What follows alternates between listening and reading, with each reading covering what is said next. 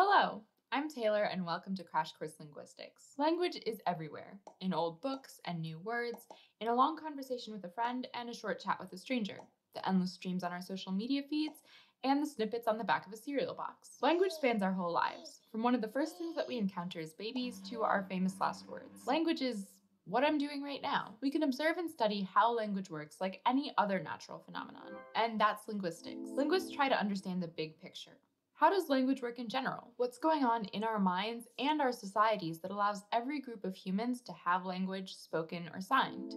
And why do each of us use language slightly differently?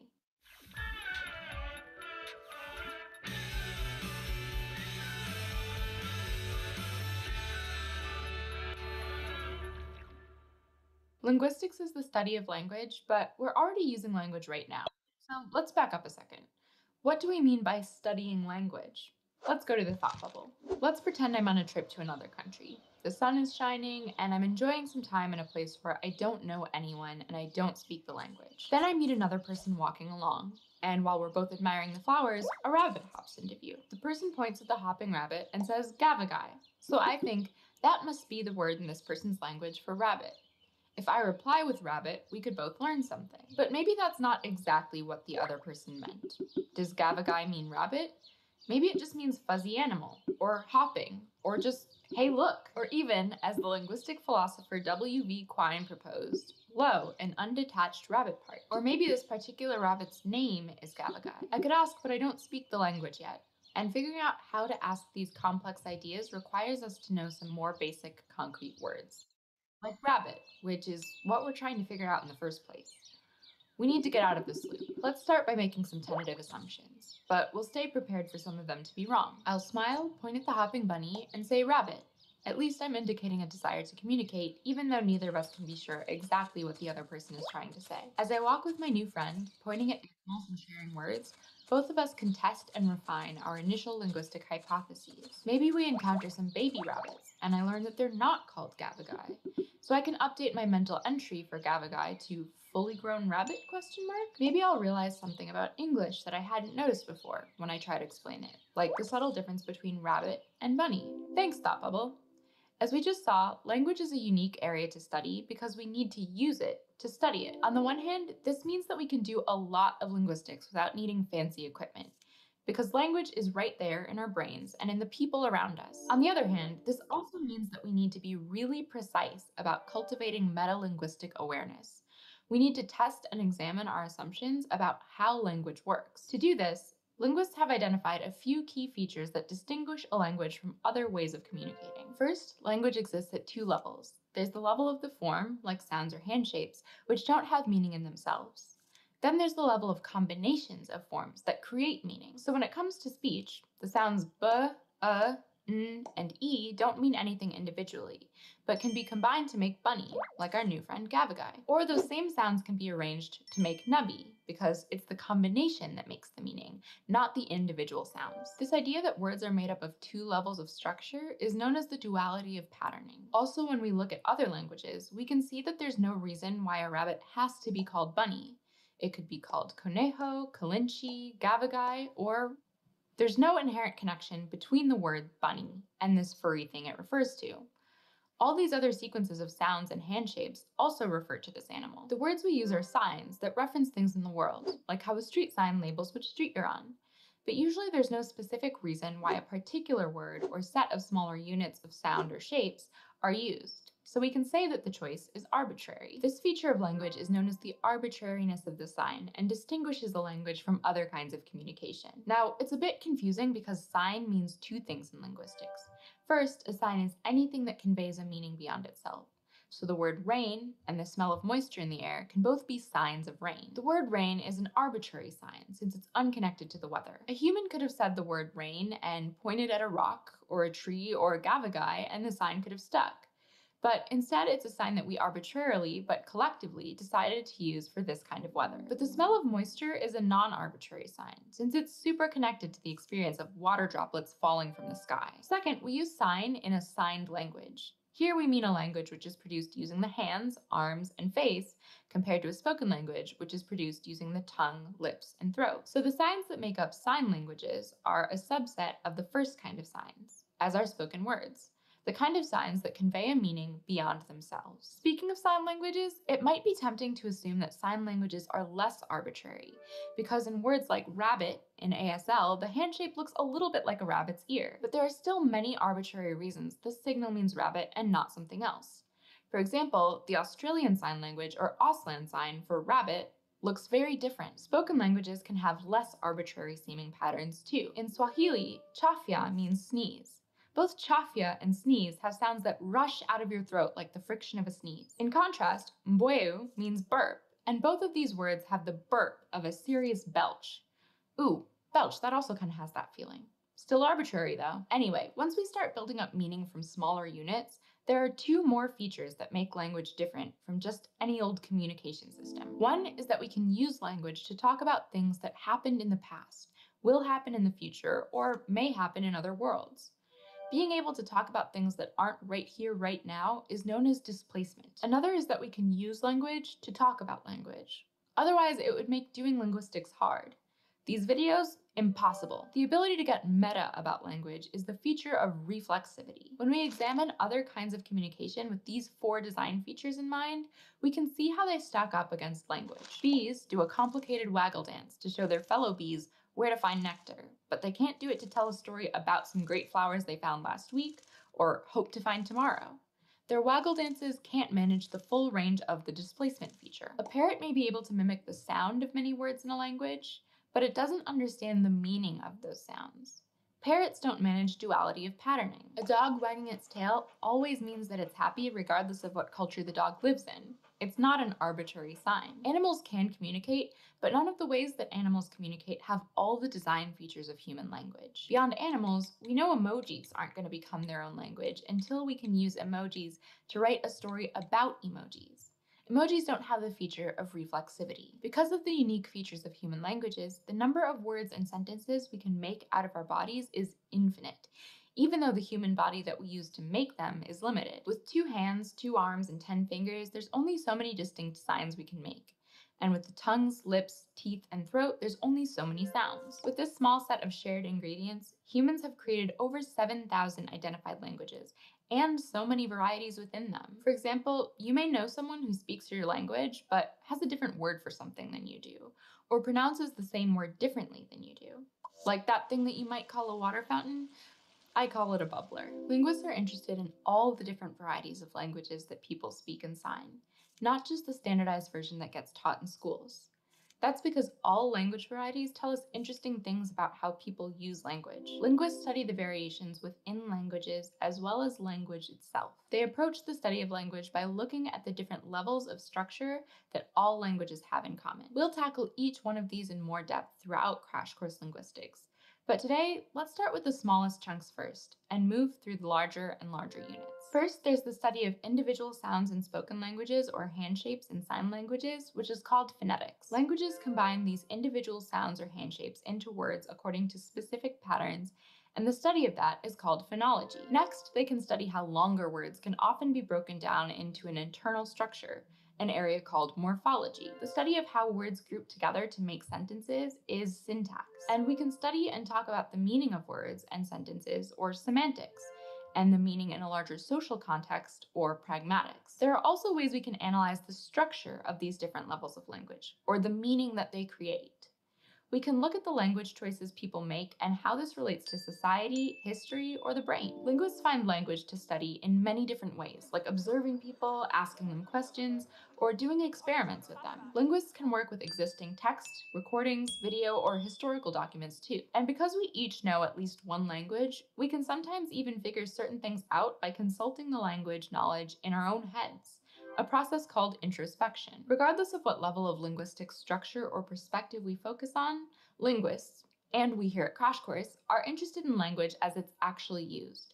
We're not talking about correct language, which is a pretty murky concept anyway. After all, if we were studying birdsong, we wouldn't go around telling sparrows that they're not singing right because they don't sound like parrots. Instead, We'd want to analyze all birds or all language varieties, regardless of where they stand in the pecking order. Linguistics is relevant to anyone who uses language, but it's especially relevant to certain people and industries. It's directly relevant to speech pathologists and people building speech recognition tools like the voice assistant on your phone. A knowledge of linguistics can also help people who teach grammar or languages. It's also useful for lawyers, writers, editors, poets, journalists, and people who work in jobs that require thoughtful understanding of language as a tool. And finally, understanding linguistics and how language works is valuable for anyone who wants to better understand humans and the world we live in. I studied linguistics as part of my major in college, along with writing in Spanish.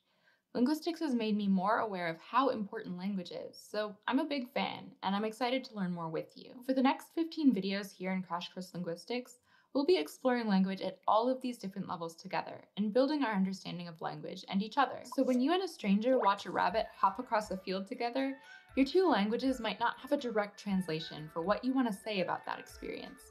But we can learn to understand the similarities and differences between languages and build communication thanks to the tools of linguistics. Next time we'll be asking, what is a word? And what are words made of? See you then. Thanks for watching this episode of Did you eat my grilled cheese? Did you eat my grilled cheese? Hmm?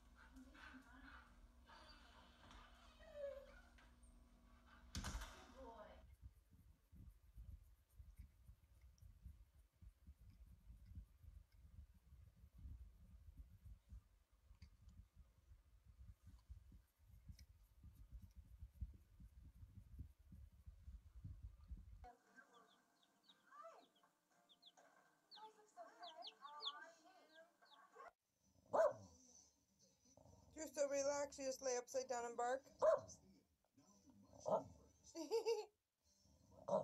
You're a funny girl.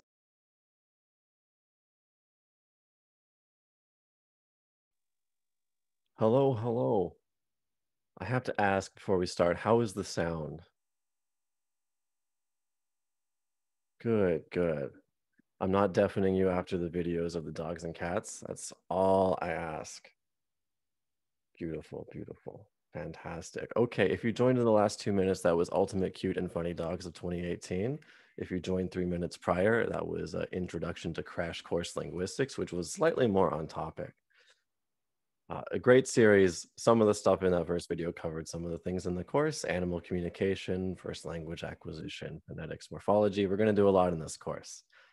So if you haven't seen the Canvas page yet, you can access it, canvas.sfu.ca. If you still don't have access to it, please send me an email and I'll get you access to it. Everything is going to be on the front page that you need to see each week. Also in the module section, I'm sure you've seen the introduction video, so I won't spend too much time on it. But yeah, let's go straight into the intro slides. Everything will be covered there. If you have any questions about the Canvas page, feel free to type in chat or speak up at any time. I'll be monitoring everything pretty closely, so feel free to interrupt anytime you have a question or a thought. Okay, in this course, cameras, microphones, participation. Like I said, if you want to participate, ask questions, make comments, just jump in and interrupt, preferably at the end of a sentence or at the end of an idea. If you interrupt me mid-sentence, I might get a little bit confused and not be able to finish it, but the end of an idea is a good time. There's a lot of opportunities to practice the material that we learn in this class. I like talking, it's fun, but it's also good for you to have a chance to practice the concepts that we learn. So usually after a little section, I give you some time to work on some small practice problems. That way you can practice things right away. And if there are some fundamental issues that you have with understanding the material, we can address them right away. So you can ask questions before you start doing practice exercises on your own time, or doing assignments. That way you're not spending a lot of time trying to figure out the basics on your own. And instead you can struggle with the basics during class hours, and you can spend more time on the more difficult stuff at home.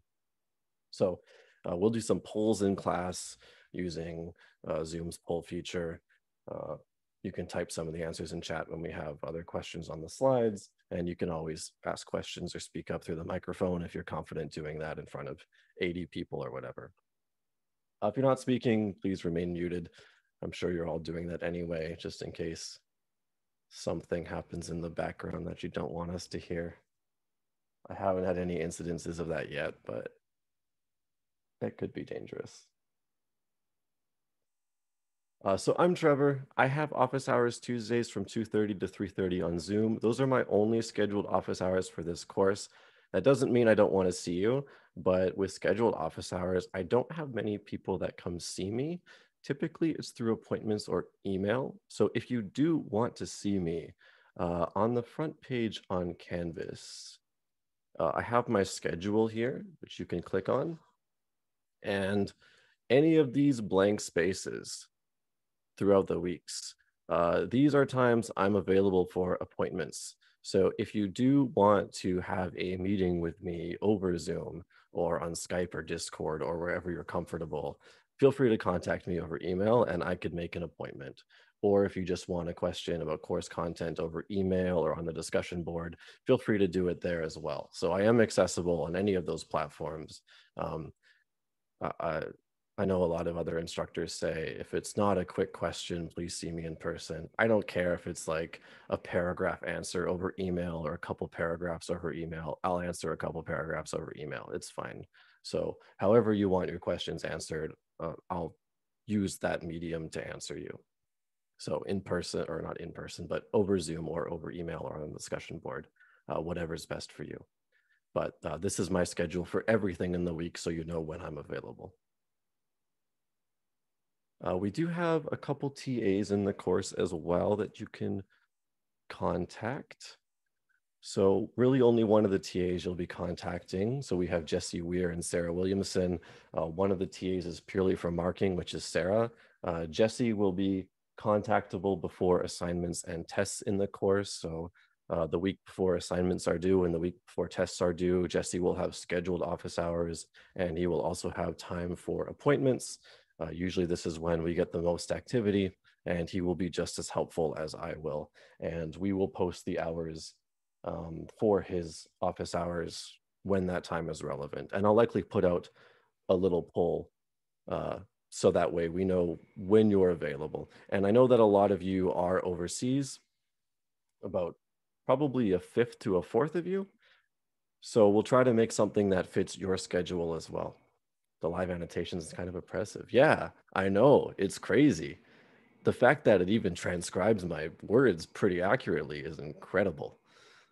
This wasn't like around here last semester. It's amazing. Anyways, I'll get distracted if I talk about that. I'm staring at it all the time while I'm speaking. I need to stop that. Yeah. So with the TAs as well, if there's any issues with grading, they do most of the grading. However, if there are issues with grading or anything with administrative issues, please contact me. I will deal with whatever issues come up with that sort of thing. So I will override any issues that happen with them. Just contact me.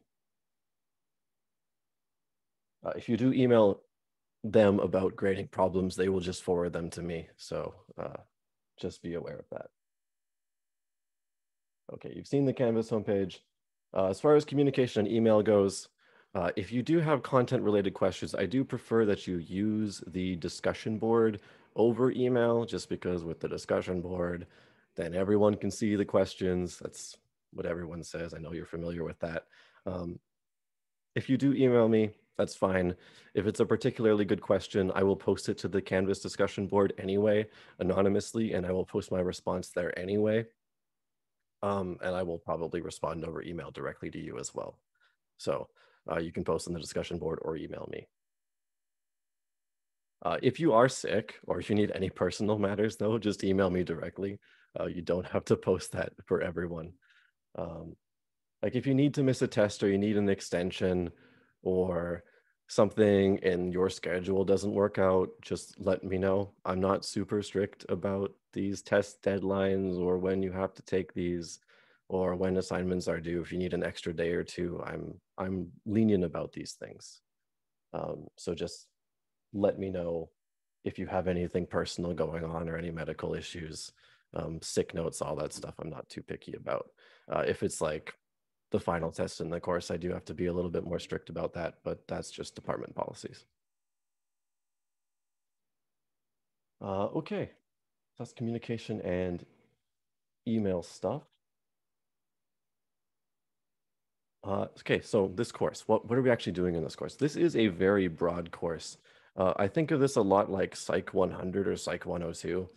I'm not sure how many of you have taken a course like that, but those are very broad courses where each week or two, there are usually a very different topic.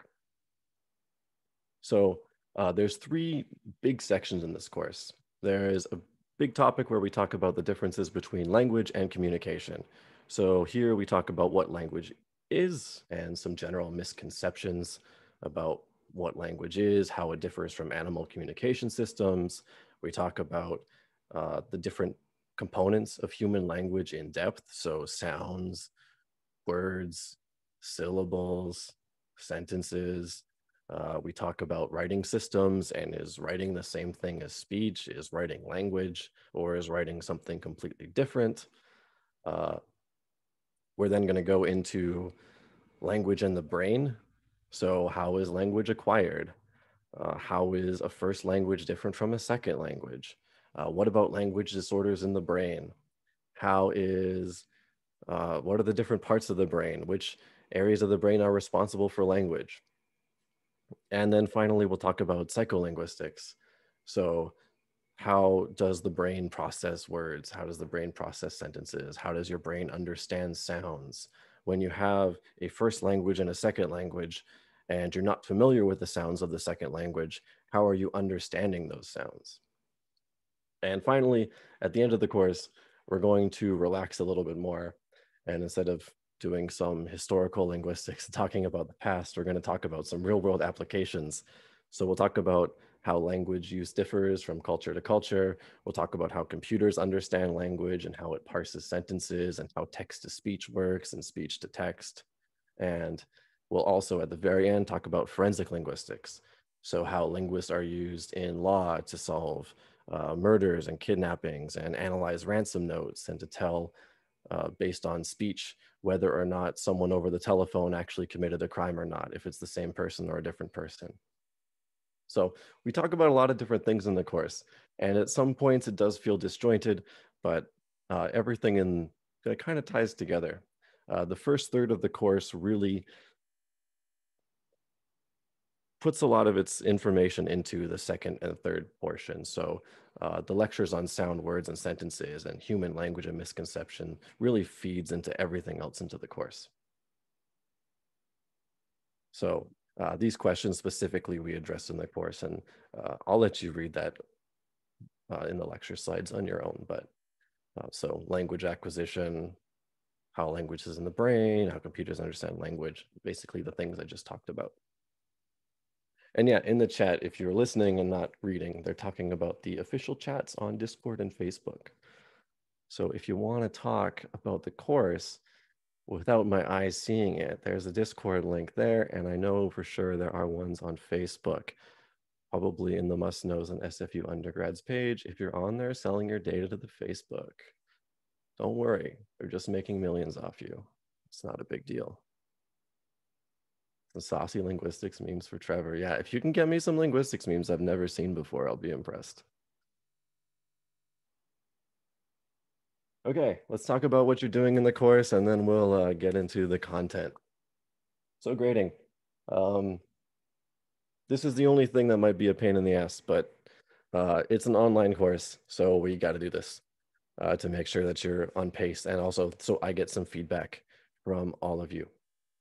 So 15% of your grade comes from practice exercises, and there are 11 of these throughout the course. I'm taking off your worst one automatically, but basically each week you'll get 10 to 15 randomized multiple choice questions or multiple answer questions, mostly multiple choice. You'll have 3 attempts at these, and these are just questions based off that week's lecture. So we teach a bunch of concepts, give you a bunch of examples, and then you just do some practice to make sure that you've understood it. And this is both for you and for me. So for your end, this is to make sure you understand the basic concepts, and it gives you practice for assignments and tests.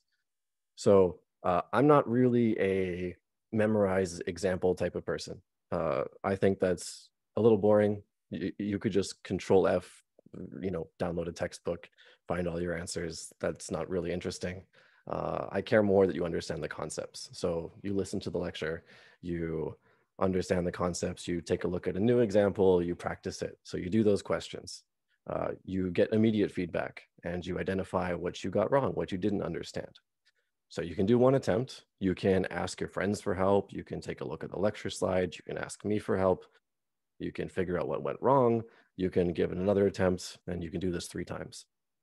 And at the end of that, you take your score. So you do this each week for the 11 attempts, and then your worst one is taken off at the end. If you want more taken off, then you can participate in what is called the Linguistics Research Participation System. So on the syllabus here, if you scroll down to where the practice exercises are, it'll take you to the Linguistics Research Participation System. And there's different ways to get credits. So for every credit you get, you can do this for an experiment or listening to linguistics podcasts or doing a research ethics tutorial. For every credit you can get 1 more practice exercise removed. So this is whether you did it and got a low score or whether you just skipped it entirely because you had something else to do. So you can basically take 8 out of 11 of your best practice exercises instead of 10 out of 11. And these exercises are just meant for learning. So if you want to work with friends, if you want as much help as you need, just take it. You don't have to do this alone. These are not closed book. The point is to learn. So use as many resources as you need to learn the material through these. These are due Wednesdays by 11:59 a.m. So by noon, 2.5 hours before lecture, and then the answers will be available after that point. You will be able to see your answers after you submit it. It doesn't tell you the correct answer, but it does tell you which questions you got incorrect. So you can learn from that. Okay. There's 3 assignments worth 10%, 10%, and 15%. These are a little bit bigger. And these are more big picture ideas. So basically for every lecture, there's one question that is more real world application. So for example, next week, we're going to talk about animal communication, and we're going to look at the different design features of human language. So what properties does human language have?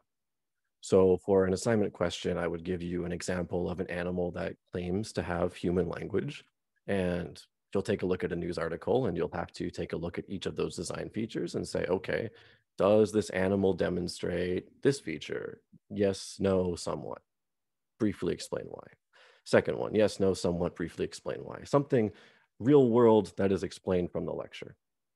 So a little bit bigger picture, but again, it's real application from what we learn in lecture. And again, it's really good practice for understanding the material, and it's good practice for tests. So a good way to really solidify your understanding of what's going on in the course. And of course, you practice this through the practice exercises, through the examples in lecture, and asking for help from the discussion board and so on. With the assignments, if you have friends in the course, you can complete them in groups of up to 3 people, or you can complete them by yourself. All of the assignments are designed to be completed individually. They're not meant to take too long. So no question should take more than an hour. So no assignment should take more than 3 hours in total. At least that's what I'm aiming for. So if you do find some friends, Do the assignments have word counts? No, assignments do not have word counts.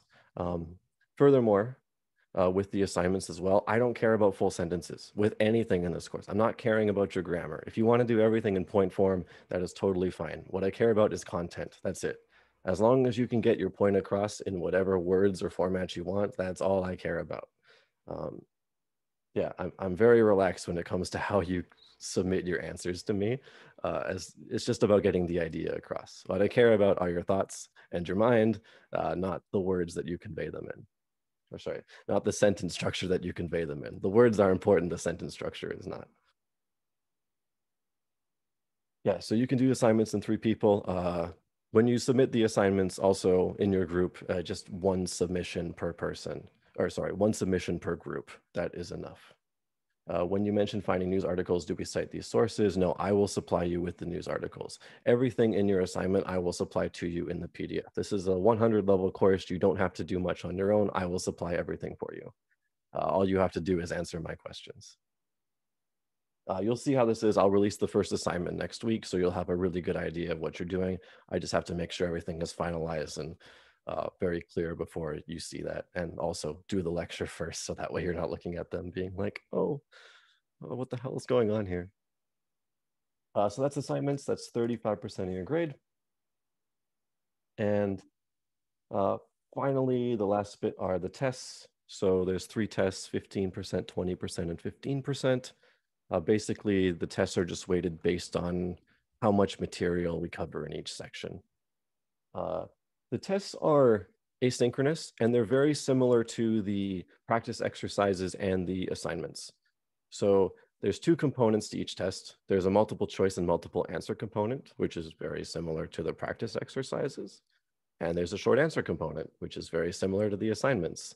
The short answer component is like a really short version of the assignments, like really short. And the multiple choice, multiple answer is like a slightly more difficult version of the practice exercises. The tests are all open book and open note. I specify specifically what resources you can use. Basically, anything I give you on Canvas is fair game. So you can have all the practice exercises open, you can have all the assignments open, you can have all the lectures open, all the videos open, that's fine. The tests are all asynchronous. So you can open them anytime between 8 a.m. and 8 p.m. PST, you can start them. If that schedule doesn't work for you, just let me know, depending on your time zone, because I know, I think, what is it? 8 a.m. PST in China is 11 p.m. and 9 p.m. PST China is 12 p.m. So I think this schedule should work for everyone, but depending on your commitments, it might not be feasible. So just let me know if that schedule doesn't work for you. There's no final exam. The final test is the 3rd test, which will be on the very last week of class. The tests are in 2 components, though. So how this will work, and I'll show you how this will work on Canvas, because I can do that. There will be 2 components. So you'll have the multiple choice, multiple answer component, and then you'll have the short answer component. You do have to complete the multiple choice first, and then you can do the short answer. Yeah, so how this will work is you will be able to start the multiple choice component, and when you start it, there is a time limit. So how it works is for the multiple choice, multiple answer, there is 1.5 minutes per point. So if there's 20 questions, that's 30 minutes. And I'll also give a little bit of extra time for technical difficulties and double checking your answers. So I think it's 35 or 40 minutes for 20 questions. And for the short answer, I give you 3 minutes per point.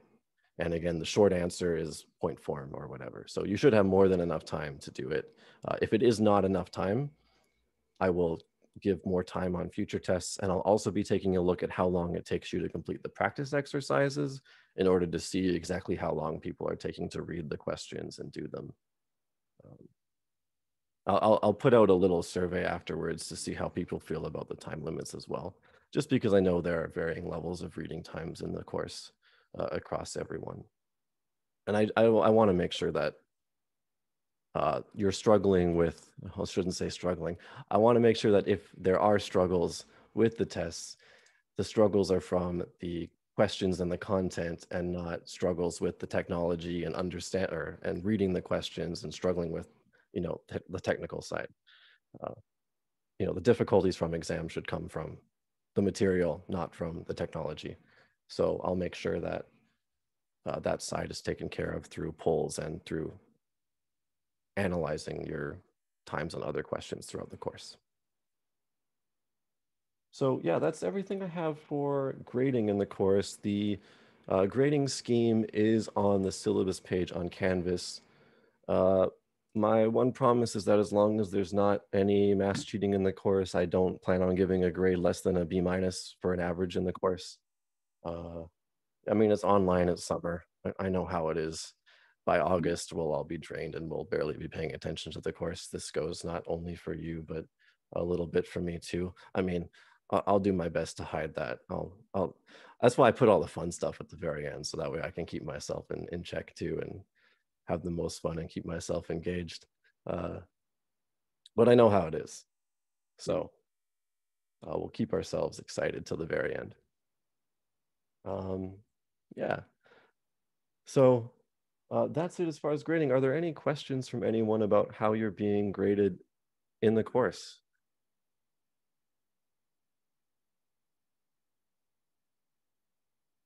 Feel free to type or speak up. It's up to you.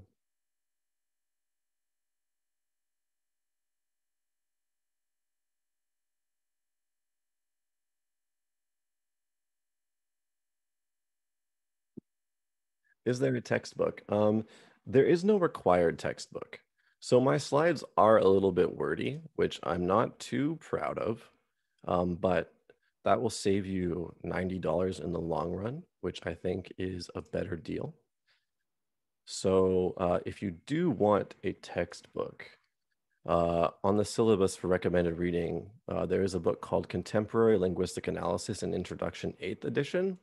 And here are the chapters from that book that you can read. Not all of the content from those chapters are needed. And there is some content in the lecture slides that is not in the book. And there are also some lectures that we're doing that are not in the book. So that's also why I'm not requiring it. If you have the 9th edition, that's also okay. There's not a huge difference in these chapters. The majority of the changes in the 9th edition are from the chapters that we don't cover in this course. But I mean, this is a pretty decent book. So if you're taking a course, LING 220, Introduction to Linguistics, some of the professors use this book as well, so it's a good purchase. But if you're just taking LING 100 as an elective, I wouldn't recommend purchasing it.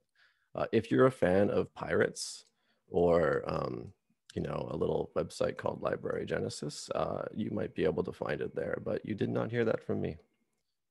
I mean, it's being recorded, so I guess you did, and there's evidence that I said it, but just don't tell anyone. Okay. Okay.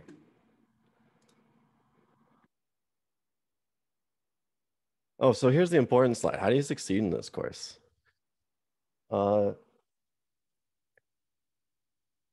Yeah, so I'll talk about what linguistics is in a second, but how to succeed in this course first. I don't care too much about the minor details that we learn in this course. Like when we talk about, for instance, the bees waggle dance next week, and we talk about what the angle means in the bees waggle dance and how fast it moves, what that means. I mean, I don't care about you knowing specifically what these things mean. If you need to know these really minor details, you can look these up. What I really care about are the concepts and how the concepts relate to the examples. So what you need to do in order to do well is just understand the concepts and how they relate to the examples. So that way, when you see a new scenario, or you're given a new animal or a new word, or you're given a new conversation between a child and an adult, you can analyze that and you can understand what the concept is. When you're not sure about something, ask. Don't feel bad if you ask a lot of questions on the discussion board. I don't mind answering a lot of questions. I enjoy answering questions. That's why I teach. If I didn't enjoy answering questions, I don't know why I would be here. I mean, I guess that's other people are here and they don't like answering questions. Okay, never mind. Connect with other people online too. I know it's an online course, but there's a lot of people talking here. And if you want to reach out to them, I'm sure they're not that scary. Maybe Justin's scary, maybe Colleen's scary. I don't know, but you don't know until you reach out to them. Jim seems a little scary, but hey, you never know. But these are all great ways to connect with others. And I mean, you saw the Discord group, you saw the Facebook groups. So if you have questions and you're scared of talking to me, maybe you can talk to them and they can talk to me. Not everyone needs to come talk to me directly. And I know some of you are very shy. I try not to be too intimidating, but maybe I am. I don't know. So maybe other people who are less shy can talk to you for me. That's another way of doing it. I mean, there's no participation grade in this course, so you don't have to worry about forcing yourself to do that. So make friends if you can. I saw a question above, are the practice exercises timed? No, the practice exercises are not timed. Once you start a practice exercise, you can leave it open for 3 days if you want, and you can work on it as long as you want. Yeah, you can practice exercises you can take as long as you want. The last question you asked, yes, don't tell anyone. Okay. So that's good for the introduction. Now, Jessica asked, do you mind talking a bit about what linguistics is? So yeah, we can talk a little bit about what linguistics is before we jump into the first lecture. Linguistics, in a nutshell, is the study of language. It's a scientific approach to language. So typically there's like theoretical linguistics, which takes a look at the components of all the different languages and tries to find similarities and differences. So as an example, taking a look at word structure in, say, Spanish and English, which is something that we'll look at in today's lecture, just within, say, a noun phrase. Like in English, we put adjectives before nouns, like lovely people. But in Spanish, they put adjectives after nouns. So they'd say people lovely. Or sound structure. So in English, we can do spa. We can say something like spaghetti, or we can do ska, like ski. We can have an S and a K at the beginning of a word. But in Spanish, you can't do that. You cannot have S and K at the beginning of a word. So they can't say ski. Instead, what they do is they do something like esqui, esqui.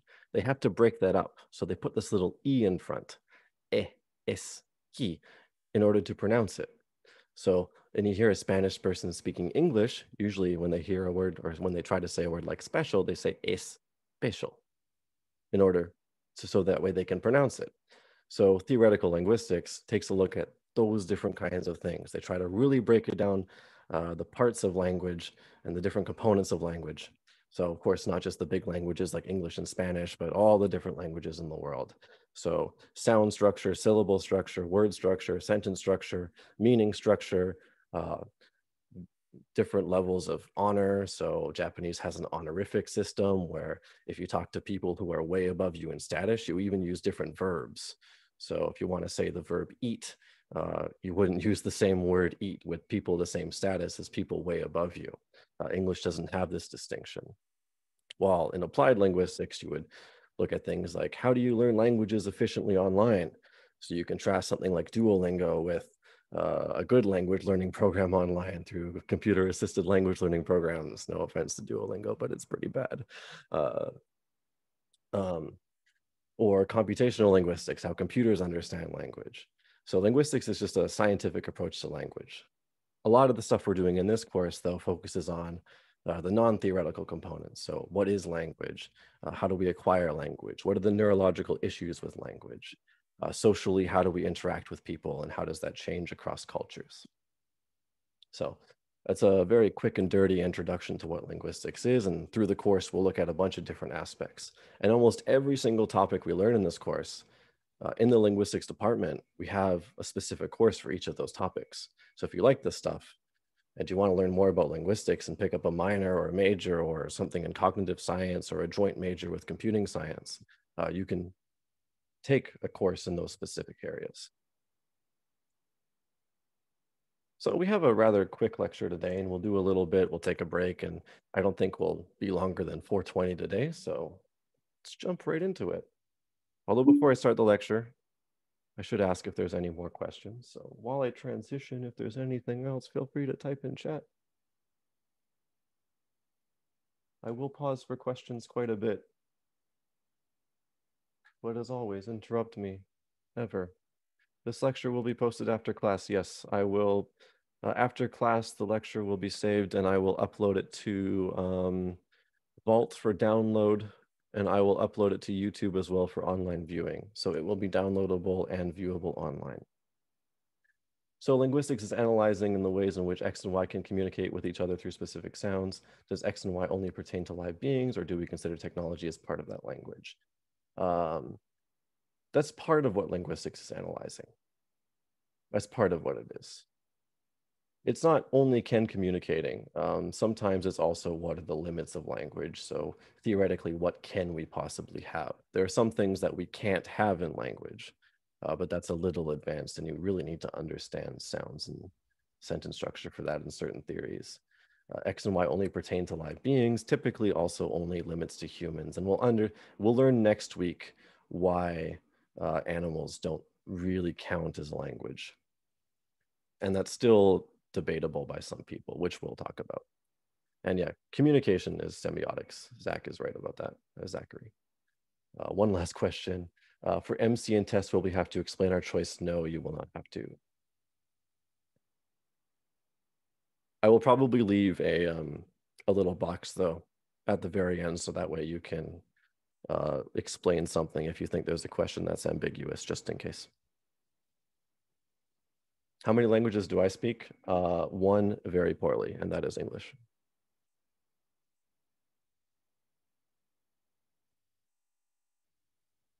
Okay, so our first lecture is on human language and misconceptions. So I speak one language. I am familiar with quite a few. I'm hesitant to say that I speak any others.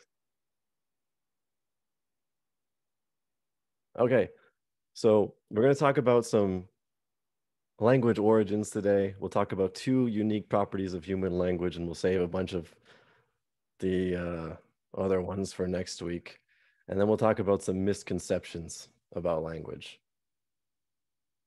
So let's start from the very beginning and, talk about the title of the course, which is Language and Communication. Oh, sorry, the title of the course is Communication and Language. That's my bad. Oh, well. Okay, so communication and language are like a broad term and a specific term. Communication is a very broad term, and all communication is just sender, message, recipient. That's it. There's something that wants to send some idea or code to another person. That's what communication is. And it doesn't matter what the message is or how it's sent. It can be through speech. It can just be through grunts and noises. If you imagine, say, cavemen in your head, it's thrilling, right? It could be through pheromones. So, animals do it when they want to, do their mating thing. Fireflies communicate through light.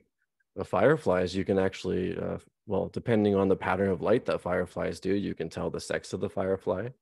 There are all different ways. Eels do electrical signals for communication. We'll talk a little bit more about that next week. But communication is just a broad term that says, I want to send a message to someone. Language is much more specific. Language is specific vocalization. So they have to have, sounds that we have. There has to be some sort of structure to them. It needs properties like recursion, which we'll talk about today, creativity we'll talk about today, and a lot more that we'll talk about next week. So think of communication as a broad term and language as being something very specific that humans have. And we'll explain in detail why it's specific to humans in more detail next week. But first, let's go back through history and figure out, where did language come from? How new is language? Well, all we know really is that spoken language came about maybe 100,000 years ago. it definitely came about before written language. So written language we know happened about 5,000 years ago. Um, there's been some evidence of pre-writing about 30,000 years ago. So images on walls, not writing, but just images. But actual written language we've only seen about 5,000 years ago. But what we do know, which is interesting, so spoken language for us about 100,000 years ago, but in some part of our brain that is shared with all vertebrates, we know that we could make sounds and that these vocal patterns and sounds, so the ability to grunt or just make any noise, has been around for quite a long time. So the ability to make grunts and noises is not something unique to humans. So when we talk about grunts and when we talk about vocalizations are not language. Vocalizations are just communication. There's something more than just that makes up language. The first culture to develop written language. Um, the Sumerians have had written tablets, so we'll see a little bit more about that in a few weeks. Um, but yeah, in Mesopotamia, the clay tablets were one of the first things that people have seen to use written language. That was one of the first signs, but again, there's still some contention about that. So we don't really have an idea of what the first language is or where it was, but we do have some guesses that we'll see in a few weeks. So we don't know exactly, but we do have some theories. And the first sort of theory is always my favorite to talk about, because these were the original ideas, and of course it always comes down to religion, and we actually have religion to thank for the first investigations into language, because without religion, the first studies into language never would have happened, because religion would say that whoever the creator of the universe was, and typically when we take a look at these stories, they're Christian in nature, but it happened, of course, before Christianity was ever a thing. Um, so human language was created by the creator of the universe, whoever that was. So in Egyptian times, there was a Greek philosopher who reports a story of an Egyptian pharaoh, Psamtik, and he wanted to know who or what the original language was. So how do you do that? Well, the guess was that if you have a baby that is around people, it's going to take in the language that people speak to the baby. And that's a fair assumption. That's how babies learn language. It takes input from other people and it picks up the language. So a baby needs to be isolated from people. But the problem is that if a baby is isolated from people, it dies, obviously, because a baby can't feed itself. It can't take care of itself. So how can you have a baby that can survive but not receive language input? Oh, well, let's just send it off with someone who doesn't speak. Okay, let's send it off with a shepherd. Good idea. So a shepherd takes a baby off on its own and raises it for a couple years. Okay, good idea. A shepherd takes a baby, doesn't speak to it for a couple years. That way it doesn't acquire any language. And the idea is that if the baby doesn't acquire any language, it will acquire God's language. Okay, so after 2 years, everything goes well. The Pharaoh comes back and says, okay, baby, speak to me. Speak the words of God's language. And then the baby says something like, Bekos, something like that. And the Pharaoh decided, oh, this sounds like the Phrygian word for bread. Therefore, God's language must be Phrygian. Phrygian is the original language. Now, there's a few things wrong with this story. First of all, I won't point out the obvious right away. The first one is God's language doesn't have to be one that they know. So Bekos sounds like bread, okay, but Bekos could have been a word in a language that the Pharaoh had never heard of before. So maybe it's not Phrygian, maybe it's some language that it never heard of before. Second, it's a shepherd, right? Shepherds take care of animals, uh, like sheep. What noises do sheep make? Does anyone know what noises sheep make? Something like bleh, right? Yeah. Well, if you take a look at the first word, the first sound, yeah, becos. I think I think the baby just tried to imitate the sheep. I think that's what happened. See, when a baby doesn't get language input, what happens is it just tries to mimic the sounds of the thing it hears. So yeah, the baby didn't get any input from the shepherd, but it sure got input from the sheep. So the experiment, I don't think worked the way that the pharaoh intended it to work. Uh, but the pharaoh, yeah, the pharaoh was not the only one to do this experiment. This experiment has been repeated many times in history, as recently as the King of Scotland in the 1400s, who did the same thing and came up with the original language being Hebrew. So we can't blame the Egyptian pharaoh Psamtik for his craziness because uh, this has happened many times. So language, we don't think it's a divine source where it came from, but it's a really interesting story, and it did get the ball rolling for an origin story, but probably not the right one. What's more likely, maybe something like a natural sound source. Humans hear things in the environment and then they try to imitate these sounds. So this is what's called the bow wow theory, named after a dog. So we hear a dog and we say, oh, bow wow. I don't think dogs say that, but it's a good sound. It sounds like, if you're familiar with the term automatopoeia. So if you try to imitate a sound like bzz, bzz for a phone, or what sounds do objects make? When you need to make sounds, they just go out of your head. Bonk, yeah, if you get hit, like bonk. Uh, so click, click, ring, ring from a phone. So sounds that sound like what the object is. So humans try to make those sounds, and that's how language evolves. So they started with that, and language came from that. So that's a bow wow theory. That's something that could have happened.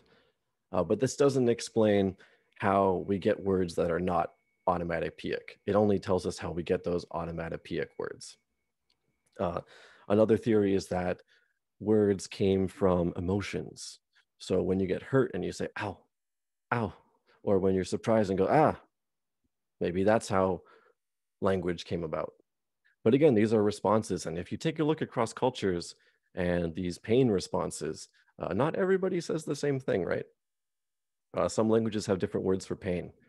So although this is learned, um, when we think back to the origin of language, it's not necessarily the case that everyone has these same words for sounds or same words for pain back then. They could have had different grunts, but maybe this is how different dialects came about. That's called the poo-poo theory. I have no idea why the words poo-poo were chosen, but I'm sure there's a reason behind that. Natural sound source, though, these are pretty unlikely because these don't really explain how content words came in. These are very reactionary words and imitating nature. So these are quite unlikely. Something that's a little bit more believable is something like a social interaction. So a need to accomplish some sort of task. So I don't know. You can think back to needing to do something difficult, like build a shelter together, or climb some mountain together with tools, or coordinate an attack on something. This is called the yo-he-ho theory. And the idea is that because humans need to coordinate with each other and they need to be able to accomplish something difficult, they had to come up with these signals that mean something. So because something difficult has to be accomplished, they have to be able to coordinate. They have to have some sort of communication. You cannot do really difficult things without having a complex system in order to communicate. So that is what's called the yo-he-ho theory. And I like to think of Snow White and the Seven Dwarfs for this for some weird reason. Hi ho, it's off to work we go. That's the song I always think of. But or pirates, yo-he-ho. That's another way. I can think of a pirate ship. They always work together. So social interaction source is a little bit more believable. And there's a couple more theories that tie into social interaction, like the use for tools, but they all really blend in together. One more theory, which is really the most promising, is that it's really just a genetic source, and that we just have an innate ability to learn language. We have a gene mutation, and over time, we were just able to acquire it. So we have a gene. It used to be that we thought that we had something called the FOXP2 gene. In 2018, we found that this is not our savior. The gene actually hasn't mutated in the last 150,000 years, so it can't be responsible for what happened with humans. Um, but it used to be that we thought this was the gene that mutated and gave babies an innate ability to acquire language. And because of this gene, babies could just take in language input and just magically be able to have sound structure and sentence structure and understand words and put everything together. And this was something that human babies could do that no other humans can have. So right now, people are still trying to find the gene that is the language gene. So this is an underlying hypothesis in linguistics called the innateness hypothesis. That is like the uh, central hypothesis of language acquisition that is still used. It's very important, and it is something that's observable. If you give any baby any language input from any language on Earth, it will acquire that language. And you cannot do this with any other animal. And what's interesting is this first point, is that this isn't just a vocalization thing. This isn't just something that happens with sound. So it's not just a vocalization thing that happened that we share with vertebrates. Like I said before, all of us, all vertebrates, have this ancient part of our brain that lets us vocalize things. But babies can acquire sign language. So even if they're deaf and they don't get vocalizations, they can't produce them or they can't perceive them, they can still do sign language. They can still pick up motion. And they still get structure from that. There's still structure in sign language. There's still a sound structure. And I put this in quotes because it's not sound as we understand sound ourselves, but there's still a structure. There's still a sentence structure. The way that they form questions is still similar to how we do in languages. And they can still do this. They don't need the grunts, the songs, the hums. So there's some innateness to this that goes beyond just vocalizations. These are all the different origin theories of language, and innateness is something that we have. This is where we think that language came from. This is our most promising thing, and this is what we currently investigate. So this is what linguists do. Neurolinguistics especially. Okay, so it's 3:20 right now. I think we'll take a 10-minute break, but before that, if there's any questions, I'm happy to take them. I actually had maybe a quick question or a highlight. So when it comes to the genetic source theory, like I was wondering, so it says compare like the Homo sapiens to the Neanderthals. We have, I guess, the ability to speak where we can't really say that about the Neanderthals. So I wonder, like, won't something have to happen, let's say, to our DNA for us to be able or to distinguish us between them? Because I wonder, I read a book and it said about that theory specifically, but it couldn't like pinpoint because they said there must be some sort of change to our DNA for us to perceive language the way we are nowadays. That would be the assumption. The assumption would be that there was some mutation that happened to us in our genes that would give us a language gene. I say this in quotes, so some gene that would be specific to language that would give us the ability to understand it. That is the current assumption that linguists are trying to find. But there isn't much more information about it. Like for example, like they said, it's by chance it happened to the sapiens. For the same amount of chance, it could happen to Neanderthals, and we just happened to be there at the right time at the right place. Yeah, is that the common idea at the moment? Yeah, that's the current understanding. So we used to believe that specific gene was FOXP2, and that's what I was taught back in the day. But more recently, we found, oh, it's not that gene, but it is probably something else. And that's the current understanding. This is still a pretty new, linguistics is still a pretty new field. So we don't really have a ton of information about what that is at this time. Okay, thank you. Yeah.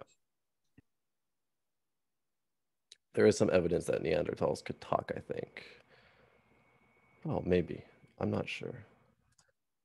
If there's any more questions, we can Or if there's no more questions, we can go on break. When we're on break, I'll put on a break screen.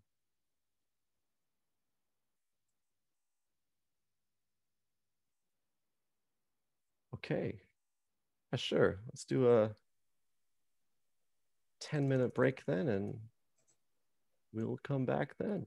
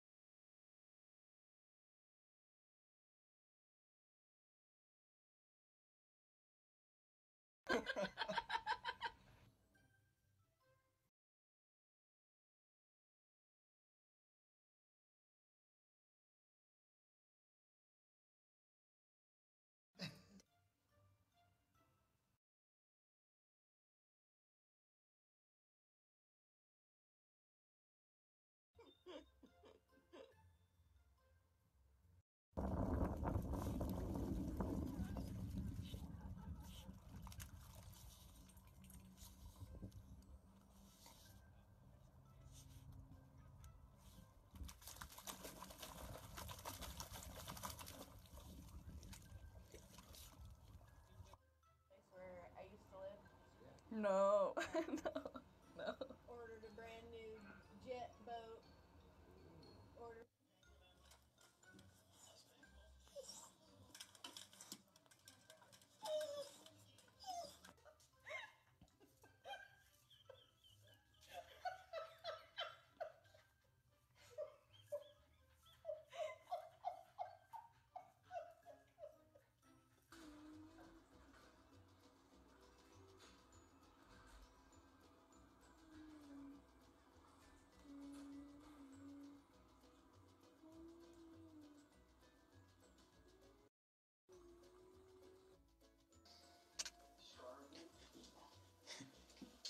Get the frog back, get it.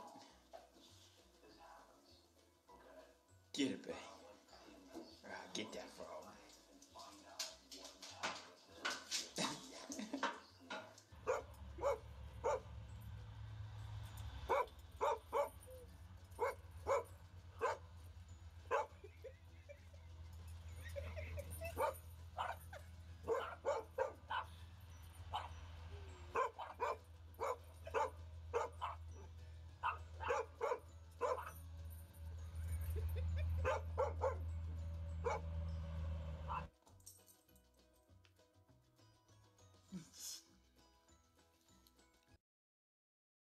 Ready to get your teeth brushed?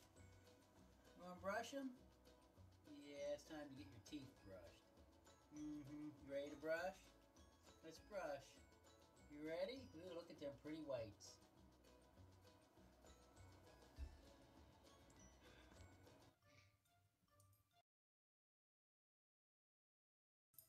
Come on, Sammy, take Oliver for a walk. Get Oliver, go for a walk. Come on, we go for a walk.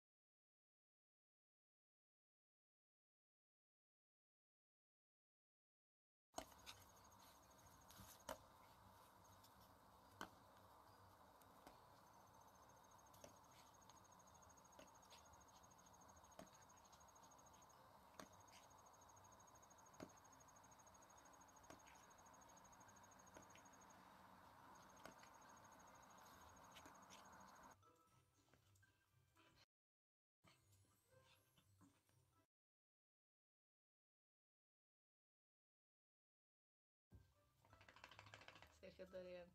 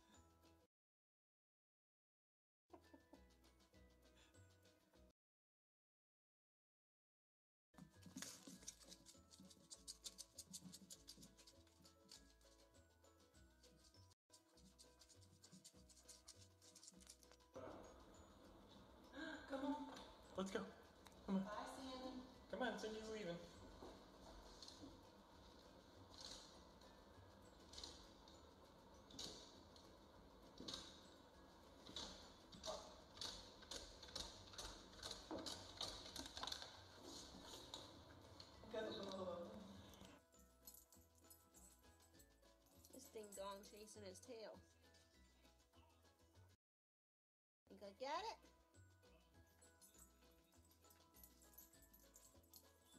Biscuit. What are you doing?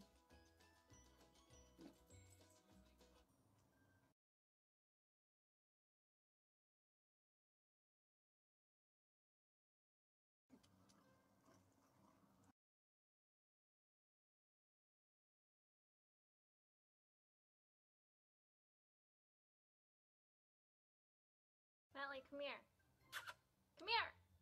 Come here. Lazy. Oh my god.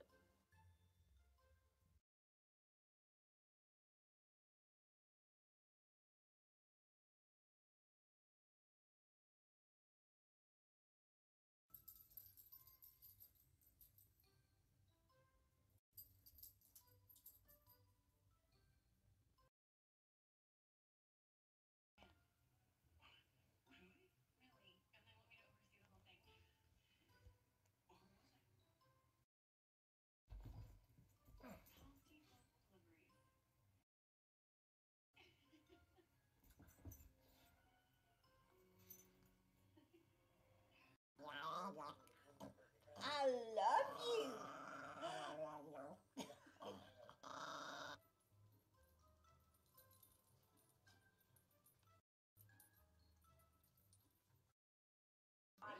Stand back, so. Ready?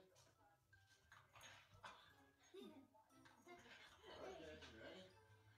Did you teach her that, Jerry?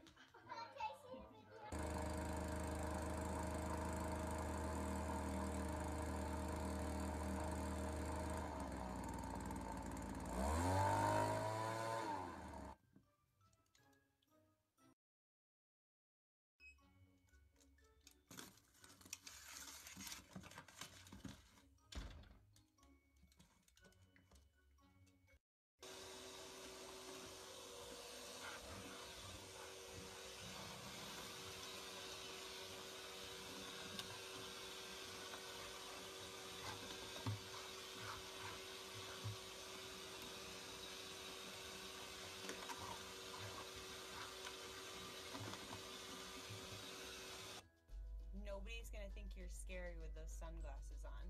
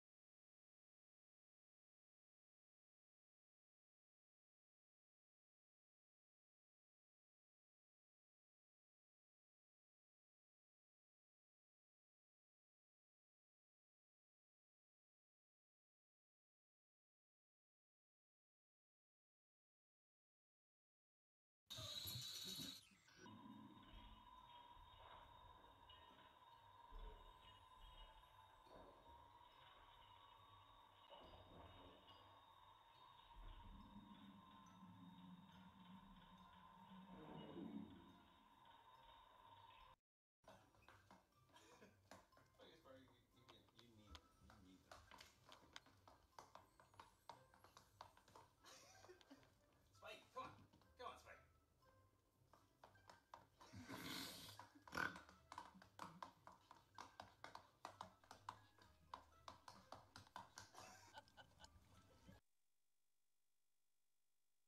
Welcome back. Welcome back.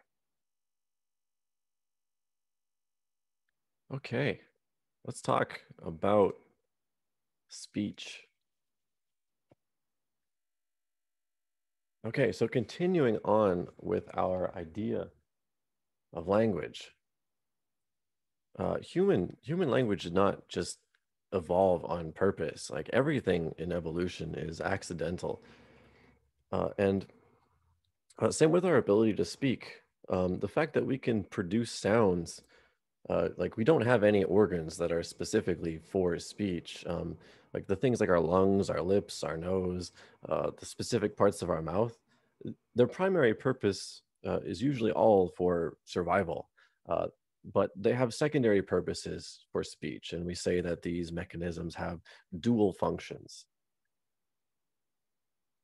So, for example, our lungs, like the main purpose of our lungs is to keep us breathing. So it takes in oxygen and it pumps out carbon dioxide. That's the main purpose.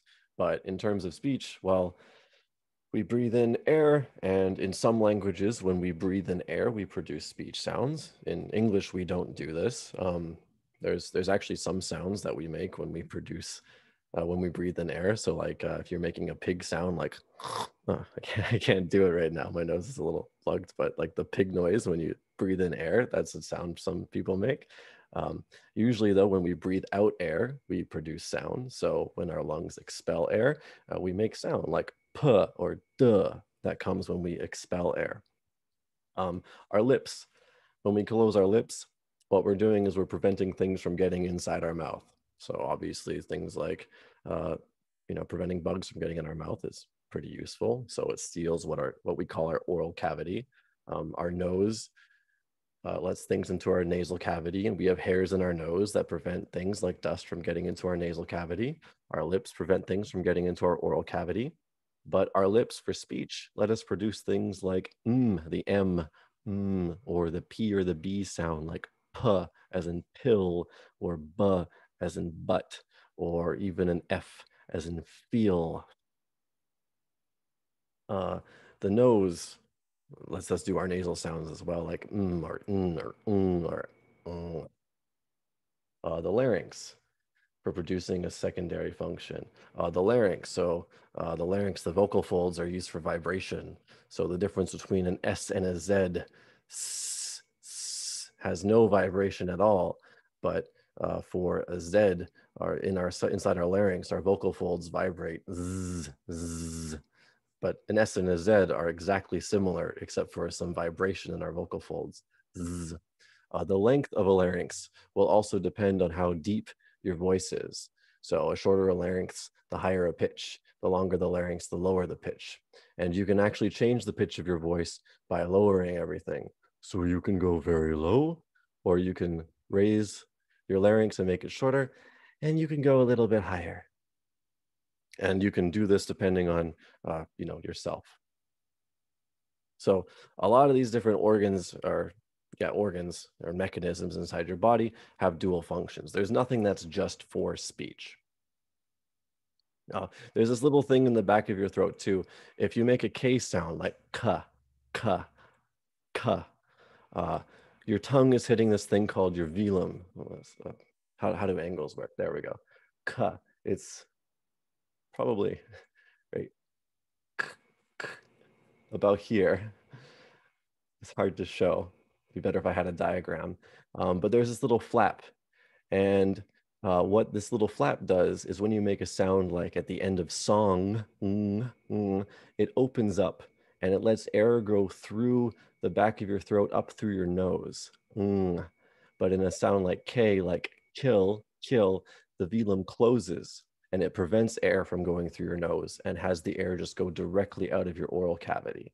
So compare like sock with song. So this little velum controls where the airflow is going, out of your mouth or out of your nose. But the purpose of the velum is really to prevent mucus from dripping into your throat. That's the primary purpose of the velum. But for speech, it directs airflow out of your nose or out of your mouth. So our existing organs were used to produce speech. Yeah, use what we have, adaptation. Yeah, it's a secondary purpose. We basically use these organs, just, they're there, they're convenient. So we'll use what we can use them for in speech. And that's why when we take a look at dogs or monkeys or other things, they can't learn the same sounds that we have because their anatomy is completely different. Like dogs cannot produce the same sounds because they have different structures. Monkeys are the same way. They have a very different internal structure to the mouth. They can't learn sounds like s or sh or k because they don't have the same anatomy.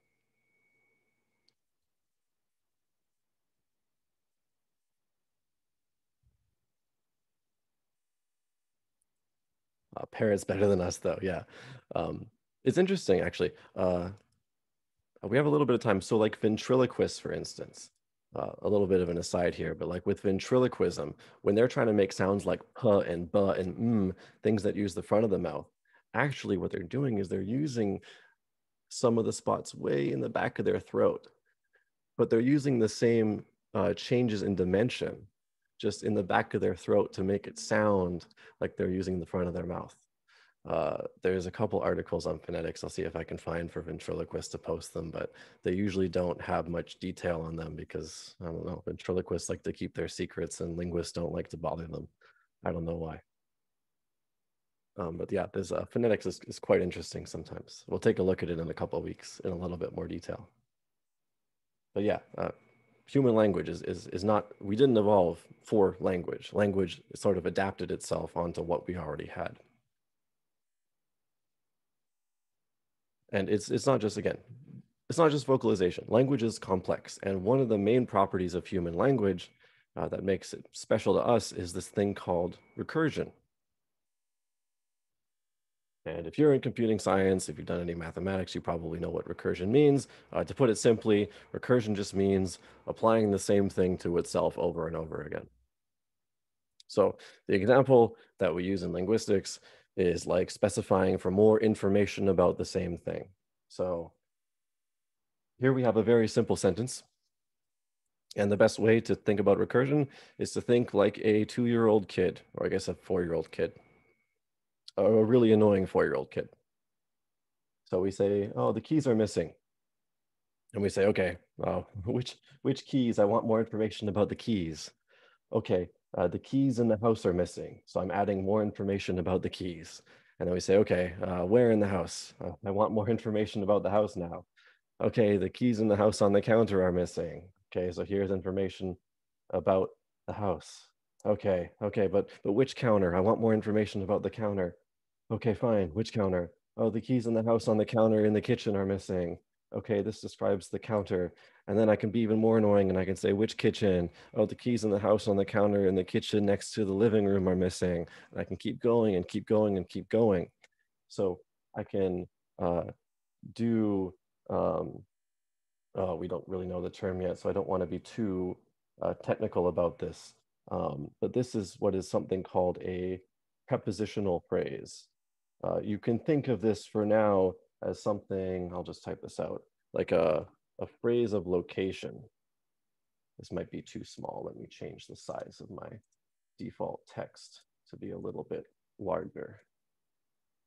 A phrase of location. And this can attach to any specific noun or any specific concrete object and give more information about it. And we can put this beside any noun and we can give more information about it. So the fact that we can repeatedly do this and specify more information and do this to things you've never even heard about before, this is unique to human language. No animal communication system can do this. This is something that only we can do this. Would this be like elaboration? Yeah, in a way, this is a way of elaborating, but we can do this infinitely. This could never end. You could start a sentence and you could die before you finish the sentence. Die of old age, not because of a tragic accident. Like that's a property of human language that is very unique. So this is called recursion. This is just one example of recursion. You can do this with adjectives too. So you could say, Fred is a tall, handsome, beautiful, blonde, attractive, strong, and you could use so many different adjectives before you type in person. And the fact is, you're just adding a lot of different adjectives. So you're, you keep adding more and more and more adjectives. So this is recursion, repeatedly adding adjectives to describe this individual. And again, is there an order to the way we arrange adjectives before a noun? Yes, but it's very difficult for most people in order to explain.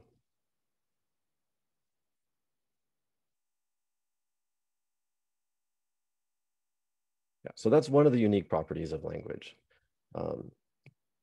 I guess to go into more detail to the question, is there an order to the way we arrange adjectives before a noun? You'll see lists online of how people do it. The reality is that because there are different dialects of English and there are different varieties that people speak, there will be slight differences between how people order them. Um, Most native speakers of a language are not aware of how they do it, but they will tell you what feels right. Some linguists will document how they're done, but yeah, they're not usually explicitly taught. And if you're not aware of them, they're very difficult to communicate. And this happens in a lot of languages. Like you never want to ask a native speaker what's right unless they're trained, because usually they're not very good at explaining exactly what happens. Like for instance, I cannot tell you exactly what the order is unless I looked it up because I'm not familiar with the order. Okay. So before I move on, is there any more? Is there any question about recursion?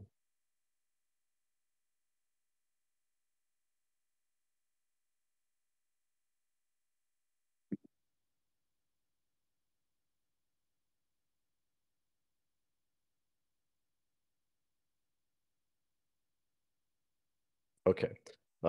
If I ever move on before you finish typing, of course, keep typing and I'll answer it when I take a pause. The other big thing, the other major property is creativity.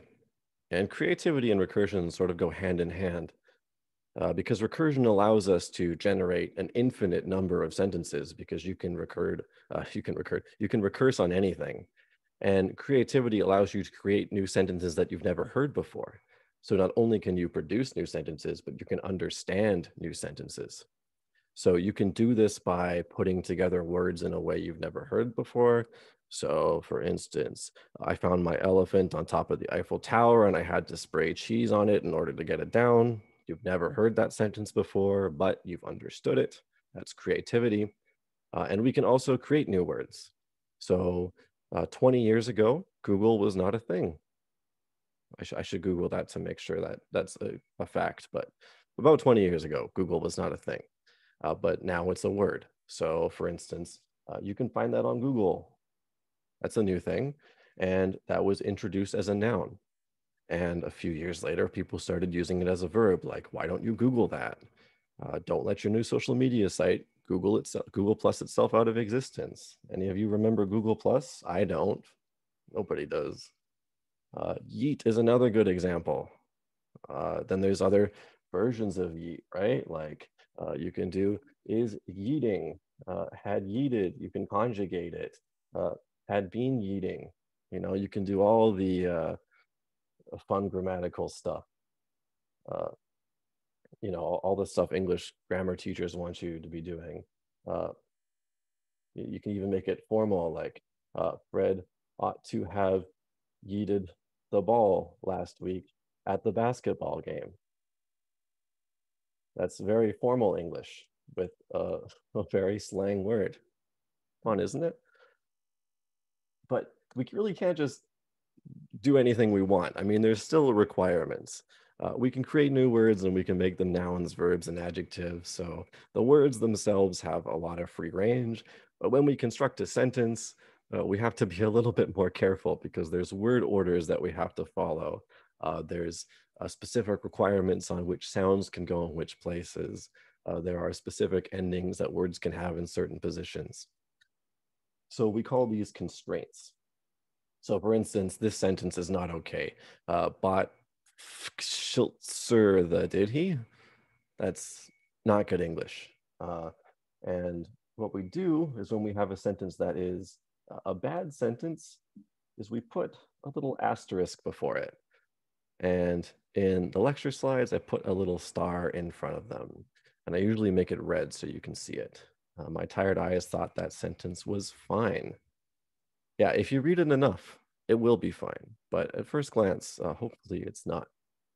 So we'll take a look at some different types of constraints that we have in English. And you'll see constraints in almost every language. There are some languages with not many constraints, but we won't take a look at those because things can get quite complicated. So I mean, first, before we do constraints, let's just take a look at the magic of creativity. So let's think about this new word, salic. Okay, salic is a completely new word. We've never heard of it in English before. We don't even have to give it a meaning. So it's just a salic. It's this thing. That's a salic. Who knows what it is? It's a blob of some sort. And I tell you, there's a new word, SALLOCIC. Now, I don't want to pronounce this word, but does anyone want to try to pronounce the first word for me? I just want to hear how you might say it.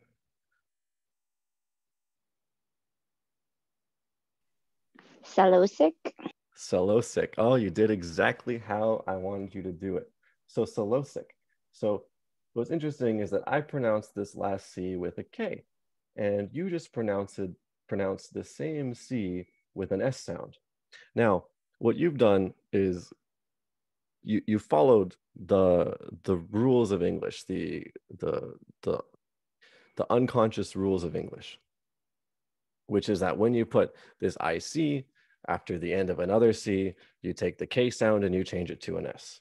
And you probably do that for two, like salosify instead of salicify, because salicify sounds weird. Salosify sounds fine. Salicic might be okay too, but salosic sounds a little bit better. So these are just the natural rules of English. And when you see new words, you can form these new words to the natural rules of English. So, I mean, if you do it either way, that's fine because it's a new word you've never heard before.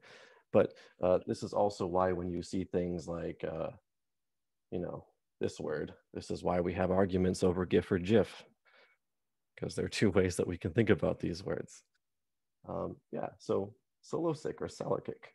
And you'll also have a rough idea of what this word might mean. Salosic or salicic. It's something with the property of being a salic. And who knows what a salic is? We don't need to know what a salic is. But if we say, oh, that's a salosic tube you got there, we don't need to know what salic is, but we know that sounds all right. When we say something like salosify, oh, this means to turn into a salic or something like that. I'm feeling salosic. Yeah, you're feeling like a salic. Yeah, you can use that in a sentence. So this is a new word you've never seen before. You don't know what salic means, but you can still use it in a sentence and it sounds fine. So you understand the natural rules of English and you can creatively use these words in a way that is natural. So salicless would be the same way, and salix, well, probably guess that salix is like a plural form.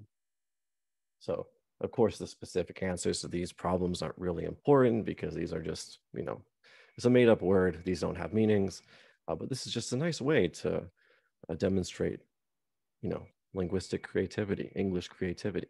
And you can do this in any language. I'm going to salosify the cake. Yeah. Does that sound tasty or awful? I'm not sure. Salosic looks like an Eastern European last name to me. Yeah, you'll have different interpretations too. That's great. So just a little English is salicless. That's true. See, there's a good word. English is salicless. That's true until now. Now you can all start using the word and make it popular and attach my name to it, please. Thank you. Great. You Googled it. Is it a thing? Is it a thing? Is it on Urban Dictionary? Salic is used to allocate a slurm job allocation, which is a set of resources. Okay, it's a thing. Never mind. Well, that ruins that. Anyways, next example, because my hopes and dreams are crushed now. Let's talk about creativity. So we'll start with the big picture creative ideas, or constraints. Let's talk about sentence structure. So sentence structure is usually what we think of when we think about grammar. But grammar is so much more than sentence structure. Grammar is about word structure, it's about sound structure, it's about so much more than sentences. But this is the big picture first. So when you have a bunch of words, you arrange them in a certain order, and creativity constrains us. There's a certain order that words have to appear in. So which of these sentences is okay? Let's ask ourselves. Vancouver is a city in Canada. Okay, yes. Vancouver City, Canada is in. Well, that sounds absolutely terrible. So we can put a little asterisk beside it, and this means this is ungrammatical or unacceptable. You'll see these two words used interchangeably, ungrammatical or unacceptable. We'll talk a little bit more about the differences when we get into psycholinguistics, but for now, the meaning doesn't really make a difference for us. A city in Canada is Vancouver. This is fine. The meaning is different from the first sentence, but that's okay. In is city, Canada, Vancouver. This is not okay. This last one is kind of interesting. I don't know, what is he doing? How do we feel about this sentence? I don't know, what is he doing?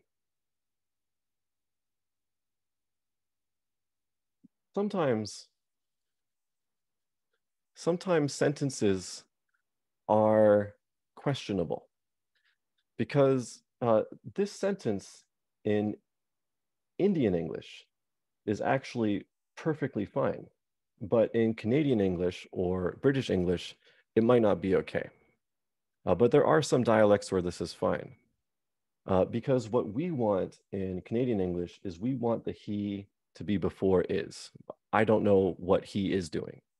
But there are some dialects where you don't have to do that inversion. You don't have to put the pronoun first. You can just do, I don't know, what is he doing? So there are some dialects that allow that. What some of you want, it looks like, is you want there to be a comma, like, I don't know, what is he doing? Yeah, that's one way that you can fix it. So sometimes there are differences in creativity constraints depending on the dialect that you speak. But wouldn't what is he doing by itself be fine? Yeah. So if this is two separate sentences or split by a comma, it's going to be perfectly fine. But if this is just one sentence, I don't know, what is he doing? For Canadian English, it's not that good. But for some dialects, it is good. So sometimes we use this question mark to mean that it's questionable. It's problematic for some people and not problematic for others. So sometimes, when it comes to grammaticality and acceptability, it's not always a clear-cut picture of whether or not a sentence is good or not. It's on a gradient. For some people, it's good. For some people, it's bad. And it's not our judgment to make whether it's good or bad. It's just our job to describe whether it's good or bad for us. So all of these different constraints, when we talk about word order, are called syntactic constraints. So syntactic comes from the word syntax, which is about word order or sentence structure. So when we talk about how the words are arranged, and when something is bad, we say it violates a syntactic constraint or violates a syntactic rule. So of course, in this course, in Ling 100, I give you clear-cut examples, things like this, that are much more clear because, of course, dialect-dependent things are not something that you can manage with 200 people. So the things I give you are much more clear-cut.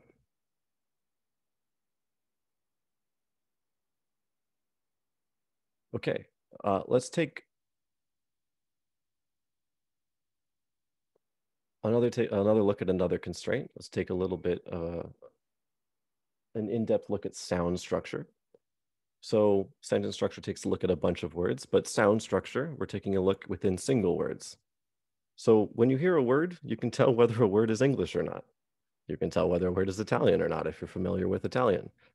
So when we hear a word like cromped, we can ask ourselves, could cromped be an English word? Well, cr sounds fine, ompt sounds fine in English, so yeah, cromped could be fine in English. But you take a look at something like traflut, this FLT at the end, we don't really have any word in English that ends with FLT, so we can't do FLT at the end of a word. So we would say that this is not okay. This violates something called a phonotactic constraint. And in this case, phono just means sound. and tactic is how it's put together. So you can think of phonotactic as just being sound put together. So there's a constraint on how the sounds are put together. So traffic is not an acceptable English word. What about the third one, like clipub or clipub? Yeah, that's fine. Clipub, clipub, that could be an English word. We don't have it yet, but it could be one. The fourth one, ngik, ngik, ngik. This is not something that we do in English. So English does not allow us to start an NG at the beginning of a word, but say if you speak Vietnamese, it would be fine. But English does not allow it. The fifth word, like piano, this could be fine. We could do fra, we could do low, we could do piano. All of these are acceptable in English, so we could put them together, and it could be an English word. There's nothing there that violates any of the English rules for putting together words. The last one, though, merspin. We need vowels in English. We can't just have a word without vowels. So this would not be an acceptable English word. This violates our phonotactic rules. So yeah, you would read it as marzipan probably. You would fill in the blanks in your head so you can pronounce it. But yeah, it needs some vowels if it actually wants to be an English word. So this violates the phonotactic constraint. This needs some vowels. So yeah, these violate phonotactic constraints. So we have syntactic constraints for sentence order or word order. We have phonotactic constraints for sound order. And we have one more type of constraint that is about meaning. And we don't encounter this too much, but we encounter it in one case. So I'll just show it to you. So these are called semantic constraints based on meaning. And this is interesting. So let's take a look at these sentences. She summered in Mexico. She holidayed in Mexico. She nooned in Mexico. And she midnighted in Mexico. So the first two are okay. She summered in Mexico and she holidayed in Mexico.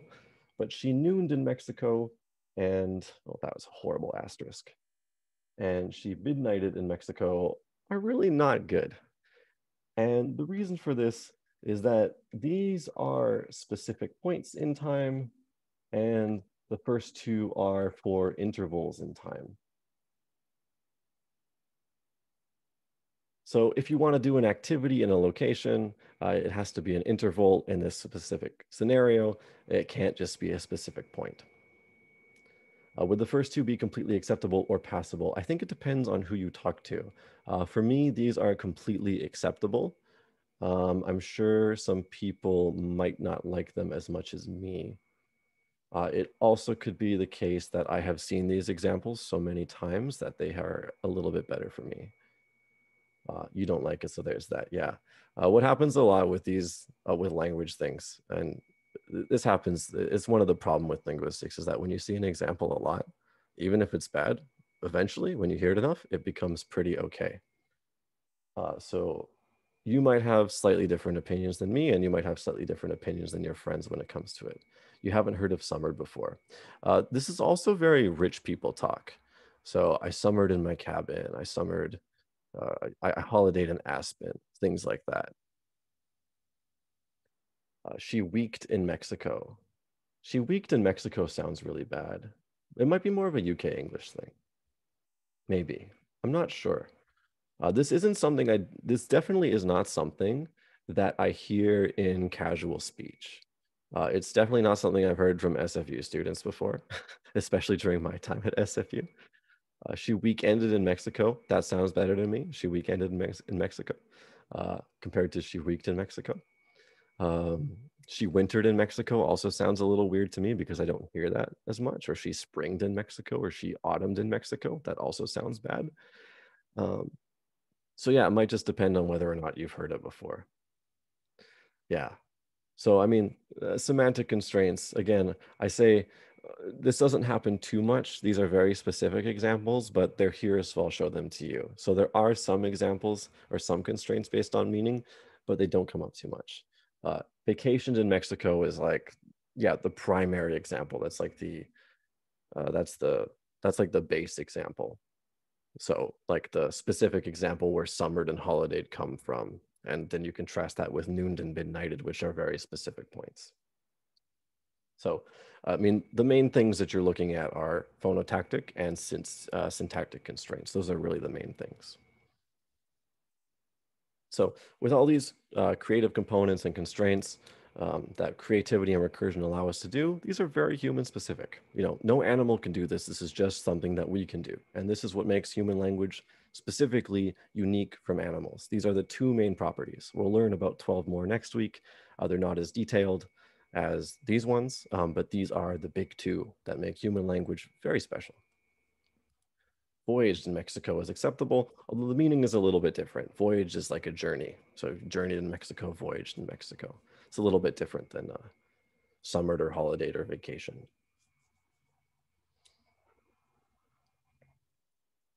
Okay, I just want to take a look at the next one. Okay, is bus to school acceptable? Yes, that's okay. Are there any questions about creativity and constraints before we move on?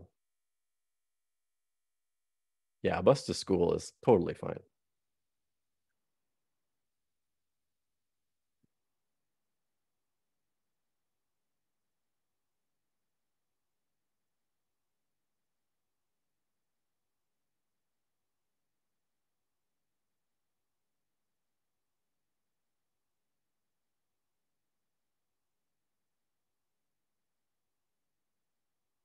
Yeah, in your practice exercises this week, you'll have an example of a phonotactic constraint and a syntactic constraint.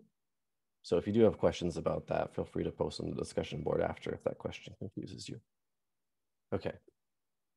These are two really cool examples. There used to be this hypothesis, and we'll talk about this more later in the course, called the Sapir-Whorf hypothesis, that says that language determines how we think, and that's a very strong hypothesis. So it's converted to a weaker form now that says language shapes how we think, and this is true. So if we were in class, we could do this really fun activity where I get you to close your eyes and I ask you to point north. And most of you would struggle because you don't naturally know where north is. But there's this indigenous tribe in Australia where they do not learn left and right. Well, they do learn left and right, but that's not how they think. Instead, they think in cardinal directions. So north, south, east, and west. And they're really, really good at that. So instead of describing, like at a doctor, like my left leg hurts or right leg hurts, what they say is my north leg hurts or my west leg hurts or my south leg hurts. And they can tell immediately, depending on the position they speak in or the position they're facing and the way they're talking. These people are incredible. And when you try to do this as a person, it's incredibly difficult because it's not how you think. You're so much faster with left and right, and you think, how do these people do it? So when you grew up using that kind of system, it changes the way that you think about things. It changes the speed. With colors is also interesting. So it sounds superior. Yeah, if you're into navigation, it probably helps a lot to be raised that way. Colors are also interesting. In Russian, so, I mean, in general, many languages have different ways of expressing colors. With colors, some languages have many, many different words for different colors. Every language has at least 3 words for colors. Every language has at least the words for black, for white, and red. At least those 3. And some languages stop there. And then every other color is a derivation of that. So they'll have modifiers to describe other colors using those 3 words. Thank you for posting a link to the TED Talk on that. Let me actually copy and paste that link, and I will post it as a link on Canvas after. But some other languages will have 40, 50, 60, 100 words for colors. English is one of those, and you can thank Crayola for that, and you can thank paint companies for that. Some people know many, many words for colors. In Russian, for example, they don't say like dark blue and light blue. You can think of English having blue, and then we modify the word blue with light and dark. Well, Russian uses different words completely for dark and light blue, as you can see on the screen. So I will probably butcher the pronunciations for this, like Goluboy and Sini. I'm sorry for You that. were pretty close. It's Galuboy and Sini. Goluboy and Sini? Yes. Okay, okay. So what's really interesting is that if you show these two colors in a discrimination task, so this means like you have to sort them as light blue or dark blue. English speakers will do this slower than Russian speakers. And the idea is it's just because there are different words for these. So English speakers are like, is this light or is this dark? It's just blue in their mind and they're sorting based on dark or light. But Russian speakers have completely different categories for these two colors. Therefore, they can do it faster. It changes the way that you think, and that's incredible. So language does shape the way that we think. And when we talk about sociolinguistics, we'll talk a little bit about sexist language and power and stuff like that, and how it changes that. You mentioned, or someone mentioned in chat about understanding of time depending on what language they use. In fact, let's actually talk about that. So, yeah, the progression of time. So in English, usually when we think about progression, say from young to old, we think about this from left to right. This is usually the dimension. There's usually a young person on the left, and as they get older, sorry, my camera's flipped, left. They start out young, and as they get older, it goes over to the right. Or the image of evolution starts as like a tadpole, and it goes to a monkey, and then there's an old man on the right side. Another thing is you might think of, say, okay, in the middle of the day, we have lunch. And if I ask you to place breakfast and dinner around lunch, you might say, put breakfast up here and dinner down here. You might put breakfast over here and dinner over to the right. Or maybe you might switch them and put breakfast over here and dinner to the left. Now, let me actually just do this here. BLD, BLD, for breakfast, lunch, and dinner.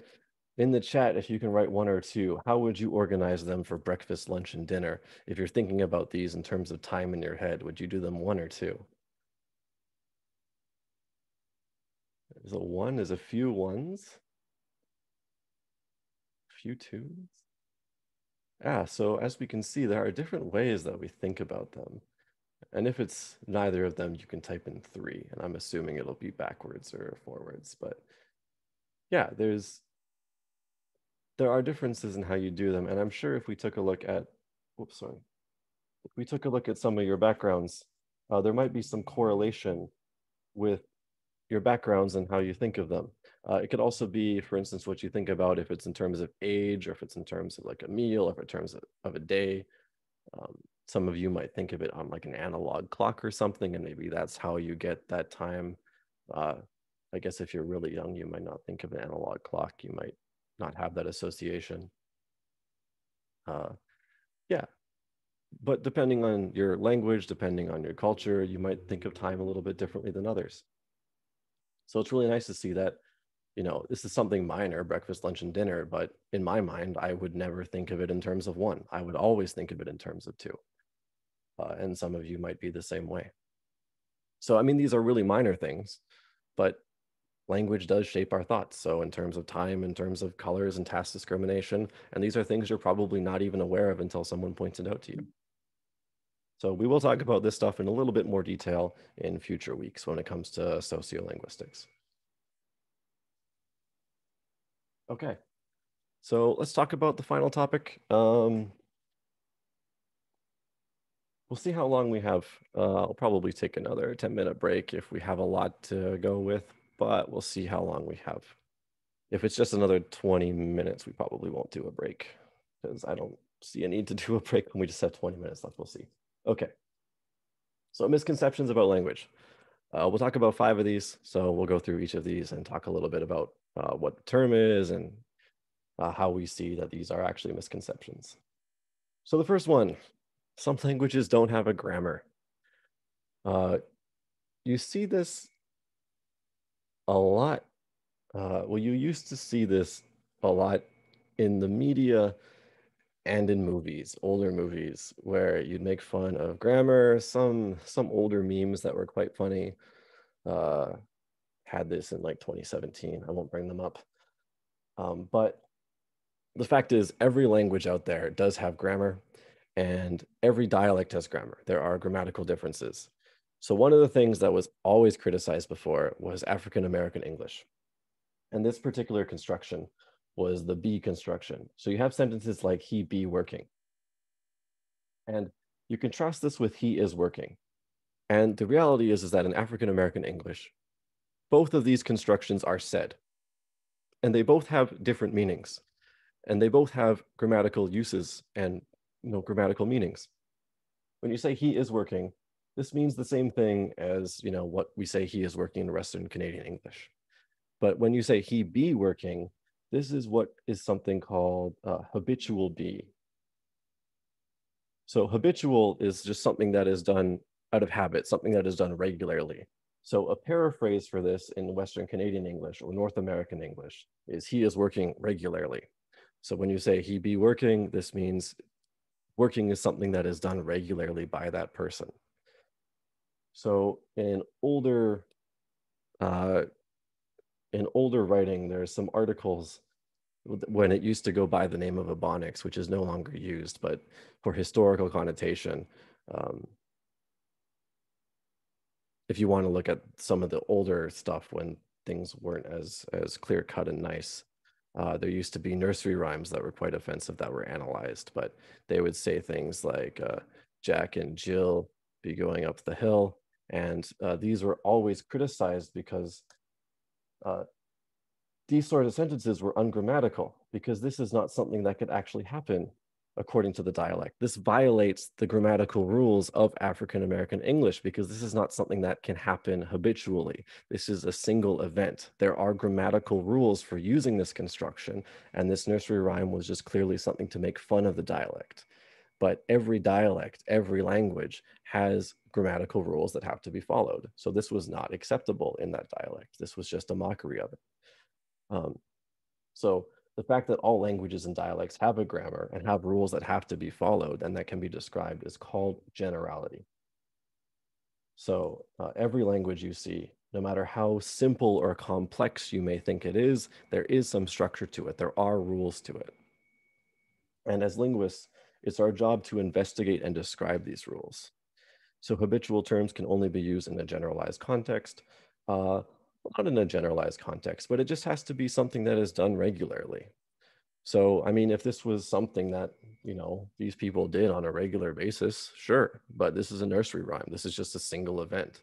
I mean, this isn't a regular event that is done. This was used as a mockery. So in that case, it wasn't used appropriately. So this example is more like, okay, there are rules for how this is used. We have to describe these rules. There is grammar here. This isn't just, oh, these people don't know how to use English. No, it's a different dialect. It has its own grammar. We need to describe it. So this is generality in work. And it's not just English dialects that have this too. So if we take a look at, something like contrasting, say, English and Spanish. So it could be as simple as taking a look at word order. So taking a look at English and Spanish adjectives. So in English, we have adjectives that occur before the noun. And in Spanish, the adjectives occur after the noun. So a tall man translates to un hombre alto. Like, sorry, I'm not good at pronouncing Spanish either, but the difference is in word order. And we don't criticize Spanish speakers and say, you don't know how to speak your language. No, we just accept the differences. We describe their differences. It's the same way. English has rules too. Like when we have words like the or an or many, this has to occur before the noun it describes. We cannot have it occurring after the noun. So we can't say ocean the, we have to say the ocean. So our job as linguists is to find the patterns, express the patterns, and describe the patterns. We call ourselves descriptivists. So this comes from the word describe. So We know all languages have grammar. We know all dialects have grammar, and our job is to describe them. We take a look at the native speakers. We take a look at the speech communities. No matter how big or how small, we see what they do, and we look at the patterns and we report the patterns. We don't make judgments about the patterns. We just report the patterns, so that way we understand what's going on. So that's really the key feature, is we don't make judgments. We don't say that a sentence is good or bad. The only judgments we make is whether a sentence is grammatical or ungrammatical in a certain context, and we do that by gathering information from native speakers of that dialect or of that language. So that's the first big misconception about language that people seem to have about, language in general.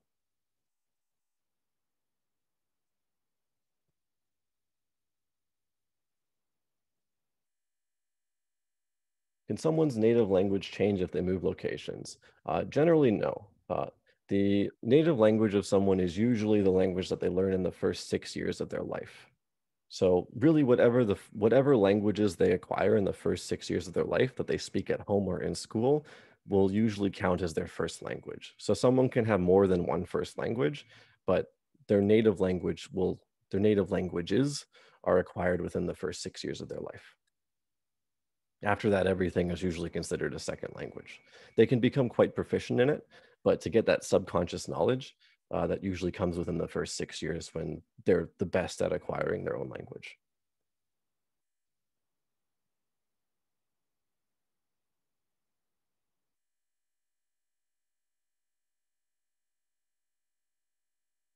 The second misconception about language is that some are more complex than others.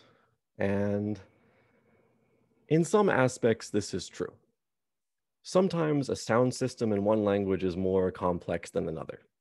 Like, for instance, when it comes to comparing English and Japanese, if we take a look at the sounds, English has something like, without talking about sound variations, just individual sounds, we have between 38 and 44 sounds.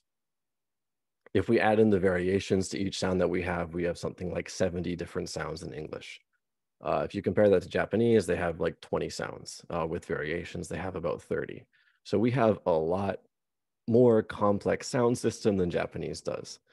But when we take a look at how verbs and adjectives change, so if we take a look at the morphology, the word structure, English is very, very simple compared to Japanese. So although our sound system is more complex, their word system is more complex than ours. So although, individual parts may be more complex than others, overall, all languages are equal in complexity.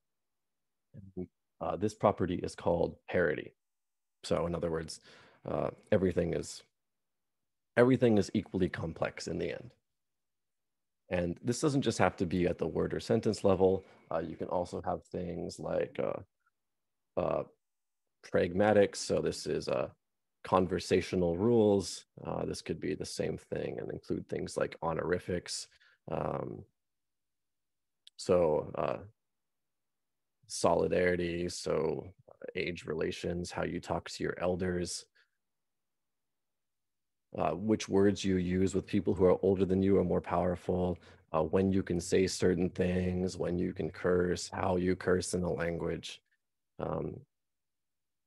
You can talk about how sentence structure, if questions are more complex in a language. There's a lot of different aspects of language that can be simpler or more complex, but overall, languages are typically equal to each other at the end of the day.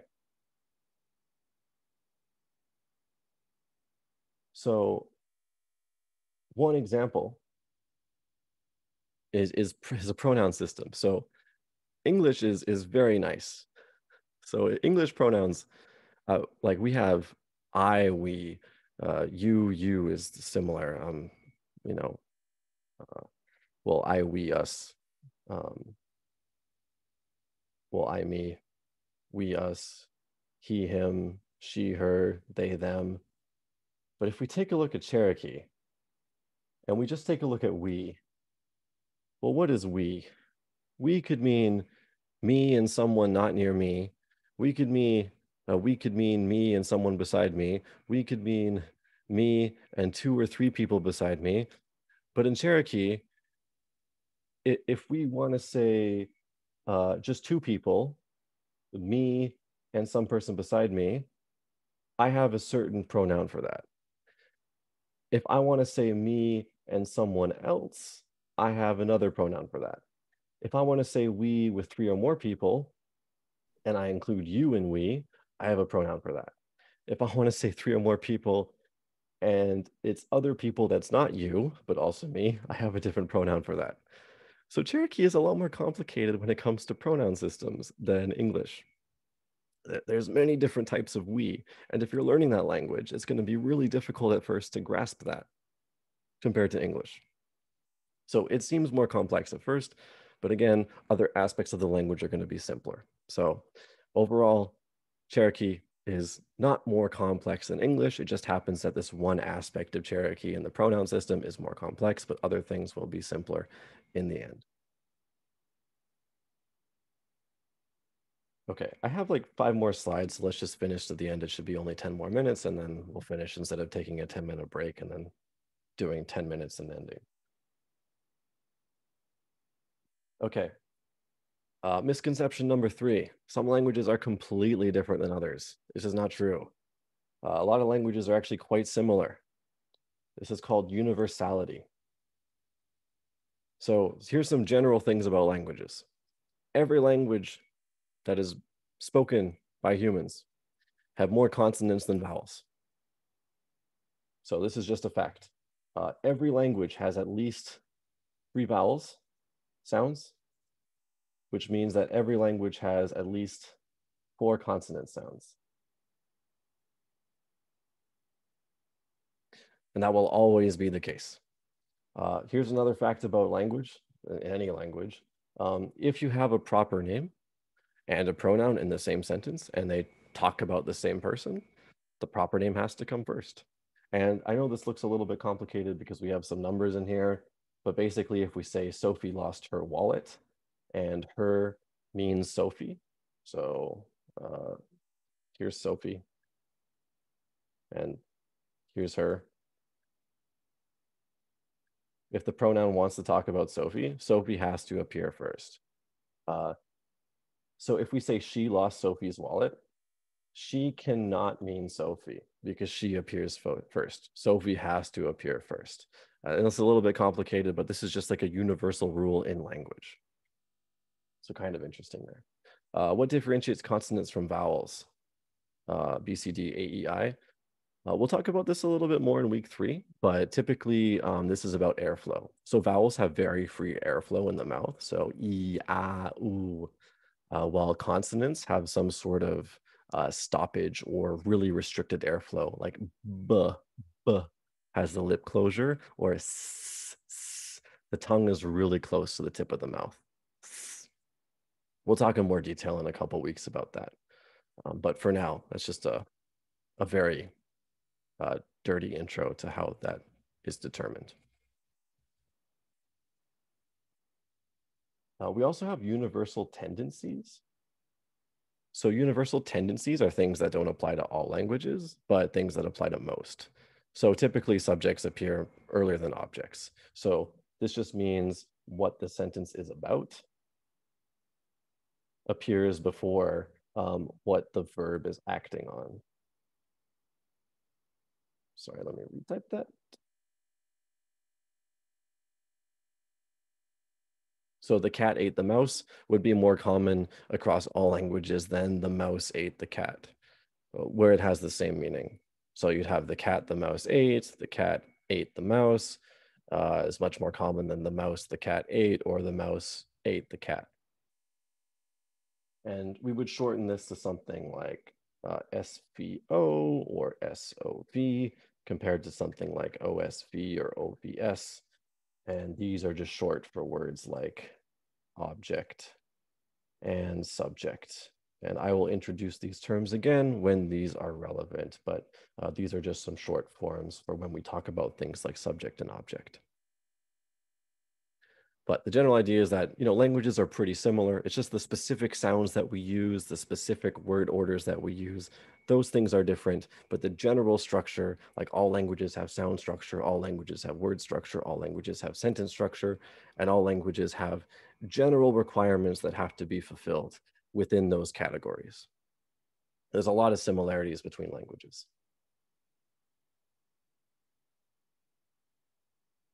Here's always a fun one. I'm sure your grandparents will love this one. Really, this slide's not for you, it's for your grandparents. When language changes, language degrades itself and society becomes dumber. Kids these days with their yeetings and their, what are the new words? I'm too old for this, I'm sorry. I don't know your new words. You gotta teach me your new words. No, this is normal. Language changes over time. This is called mutability. This comes from the word mutation. It's totally normal. If your grandparents ever complain that like you're using these new fancy words and that you're killing the English language, and they ever use a word like birthplace or torture or undress, you just tell them that they're ruining the language too, because these words are made up by Shakespeare. Undress was never a word before Shakespeare. Torture was never a word before Shakespeare. Birthplace was never a word before Shakespeare. He made those up. So he ruined English just as much as the yeets and the squads and the fams and the bays and the BBs and the OMGs and the LOLs and the lit AFs. Those are just as bad.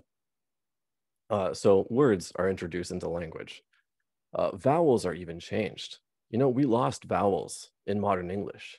Middle English had the French U. So this is the first one, the first vowel that we lost from Middle English. If you make an E sound, E, as in like he, and you round your lips, E. Middle English used to have that one. So that's in French. Also the sound, as in hey, but try not to make that a at the end. Just make that first sound and then round your lips. We used to have that sound in Middle English as well, but then in modern English, we have lost that. So the sounds in the language change too. In terms of the writing, we've also lost a couple letters in English. So we used to have the TH sound, the TH letter, which has been gone. Actually, you see it right here in this. Old English word order was incredible. So in Old English, you used to be able to tell what the case of the word was depending on the ending of a word. So this Ratham on Andan, which translates to hostile on malice word for word, you could tell it meant with hostile malice just based on the ending. So based on this and, you could tell that these two words, hostile and malice, were actually together. And this allowed something called scrambling in Old English. So you didn't have to have this word order. You could put on over here, that could be fine. You could put on at the end, that would be fine. You could still understand the meaning because each of the words was heavily marked. So you knew where the words were supposed to be and what they meant because Old English was heavily marked. But we lost that over time. Language changed. It became a lot simpler. So now word order for us in modern English is very important. So we understand what things mean. We've lost that. Language changes over time. It's normal. Very, very normal. So yeah, your dad literally told me the other day that kids are speaking dumber. Well, you tell your father that linguists have said that's not true. And then your father could say that linguists are speaking dumber. And then, I'm sorry, I don't know what to say after that. I guess he wins. Just, yeah, tell him he wins after that. I don't have the energy to fight him. That's fine. Well, if we go further, I guess this will piss him off even more. So show him this next one. In 2015, word of the year by the Oxford English Dictionary. It wasn't even a word. It was an emoji. But yeah, how is that for language? That's official. The Oxford English Dictionary chose the crying with laughter emoji as word of the year because it represented the mood of the year. In like 2013, it was vape. In 2014, it was selfie, and then in 2015, it was this emoji. Crying laughing emoji is for unfunny people. Thank you, Brian. It's my favorite emoji. That's okay. That's okay. I'll forget you said that. But yeah, this is where language is going. It's okay. More recently, the words have moved away from emoji and into into post-apocalyptic words. Like what was it? Misinformation, I think, was one of them one year. In 200 years, it's just going to be emojis. Yeah, it's going to be great. So yeah, language is not degrading itself. It's language mutates, just like our genes do. Wait, we should complain about emojis because emojis are just modern day hieroglyphics. Emojis are modern day hieroglyphics. We'll talk a little bit about emojis in a few weeks when we talk about writing systems. There's an argument. Some people want to argue that emojis are language because there are certain orders in text that emojis can appear in and certain orders that people like. But yeah, typically we think of emojis as pictograms. So like the WHMIS symbols or other markers where emojis express ideas that people understand, but they don't have pronunciations to them. So we don't really call them language, but yeah, we would call them pictograms. But yeah, like what was just said, they can be placed in certain orders to create meanings which are interesting. So yeah, that's why there's arguments about them being language, but the interesting part is that they don't really have a pronunciation. So it's sort of like, maybe emojis can be integrated into language, but not as an independent language. Yeah, that's sort of like the standing. And then we got a little Among Us emoji there too. Oh no, it's pretty sus, man. Okay. Final misconception, last one. Children must be taught the rules and grammar of their first language to be able to speak properly. Okay, we can't vote Zachary out in the first lecture. We can't do it. Only in the 13th week once all the money's been paid and the grades are about to be submitted. Okay. The fact is, children will just acquire language. Grammatical knowledge is subconscious. All grammatical knowledge is inaccessible. So the reason why we can have linguistics courses in university and teach you about this stuff is because you don't know it, which is amazing. You can speak a language for 20 years and have no idea what you're doing. In fact, the next slide is going to ask you questions and it's going to blow your mind because you've been speaking a language for how many years and you're not going to know the answer to the questions, but they're going to be really easy questions. So you know what sounds good, you know what sounds bad, you just don't know why. So here's a question for you, and good luck answering it. I have difficulties answering this question. Why does I rode on a bus sound better than I rode in a bus, but I rode on a taxi sound worse than I rode in a taxi? Does anyone have a clear answer for that question? I see a raised hand. The one way I always like to thought about this is that on a bus, you can get up and move around, while on a taxi, you're fixed in being seated. Same things like I rode on a plane. You can get up and move around a plane, but you can't move around a car. That's always the way that I thought about it. Okay, so like I rode on a bike works the same way as I rode in a bike. I rode on a motorbike, same thing. What about I rode on a horse carriage compared to I rode in a horse carriage? See, like there's always that one counter example where it's like, So yeah, like, I mean, I think that's a really good explanation, honestly. Like, I think that's really good. I think that accounts for probably like 95% of all the cases when I think about the immediate examples in my head. And that's good because there's always going to be exceptions. Like, there will always be exceptions. That's just how language is. You know, these are dangerous questions to be asking. Yeah, it's very dangerous. But yeah, no, that's a really good explanation. I think that's a really good answer. There's always exceptions too.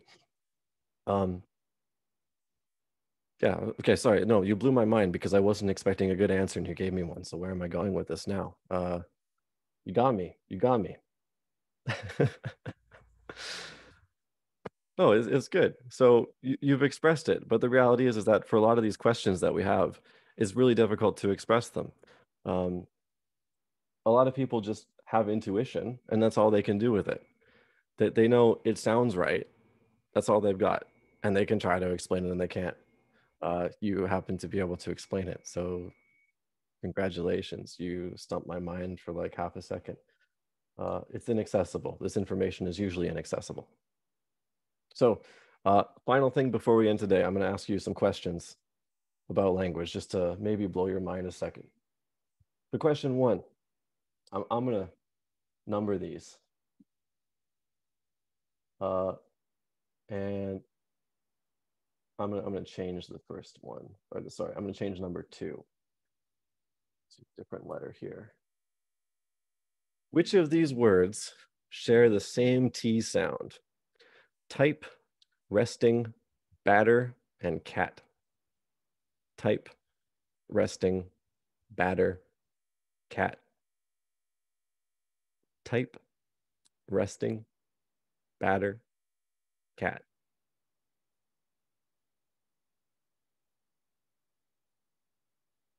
It could be more than 2. It could be all of them. Type, resting, batter, cat.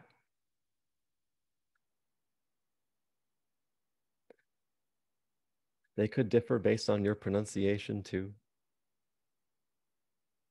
It could be how I pronounce the T. It could be how you pronounce the T. Type, resting, batter, cat. So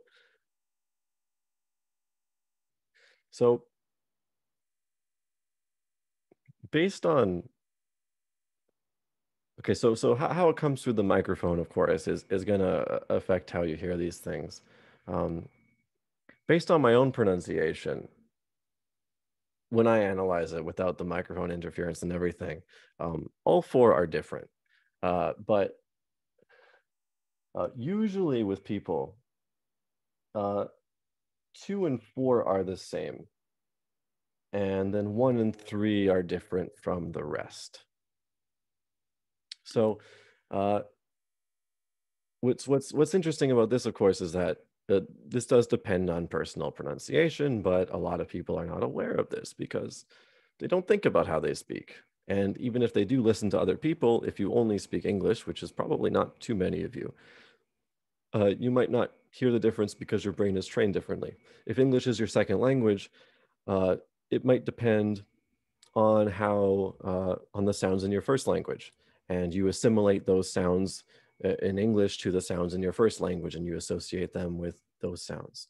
So what's really happening here is in type, there's this puff of air that's coming out called aspiration. You don't need to know that term, but it's like type. There's this puff of air that comes out. If I take a little napkin here, type, you can see it move. Well, if I do it with resting, you don't see it move. Type, resting, type, resting. You can see movement in one versus the other. So this is just a normal T. With batter, my tongue is just like flapping against the roof of my mouth. Batter. This is just called a flap. It's the same one as ladder. So whenever you see a double T or a double D in a word, it's just a little flap. Ladder, batter, sadder, matter. It's all the same sound. And then with cat, I don't even pronounce the T in cat, but some people do release it. They say cat or cat, or I just say cat, cat. I don't even pronounce the T. I just close my mouth. But yeah, different people have different sounds for these four. So yeah, there's different sounds for the same letter depending on the surrounding sounds in a word. And again, these are examples of inaccessibility because some people aren't even aware that they do it. And they're really difficult to explain if you don't know the terms for it. A lot of you in chat are trying to explain it too, and it's like, some of you do know terms, like I pronounce cat's T as a voice stop. It's like, okay, you know the term voice stop, but if you're not a linguist and you don't know those terms, what does that mean to people? The T in batter sounds closer to D. It's like, yeah, that is right. But what does closer to D mean? It's difficult to explain that, right? Exactly what it is. A lot of you will see textbooks when you want to learn a second language, and you'll see the little descriptions for the sounds, and it'll say, oh, this sounds like a sh in English. And you're like, okay, it sounds like a sh in English, but what does that mean? Like, is it forward? Is it backwards? Is it higher pitched? Like, what am I doing with my tongue? Can you give me more explanation? So, you know, having an awareness of sounds of linguistics can really help with that. Here's another question about the S in plurals. So what does the S sound like in the following words? Do all these S's sound the same, or are they all different? Cats, dogs, foxes.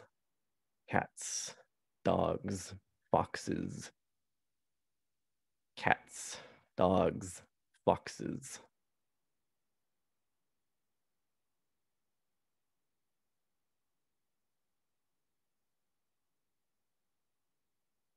Z and Z. So actually with the S sound in cats, dogs, and foxes, only the first one is an actual S. The other two are a Z.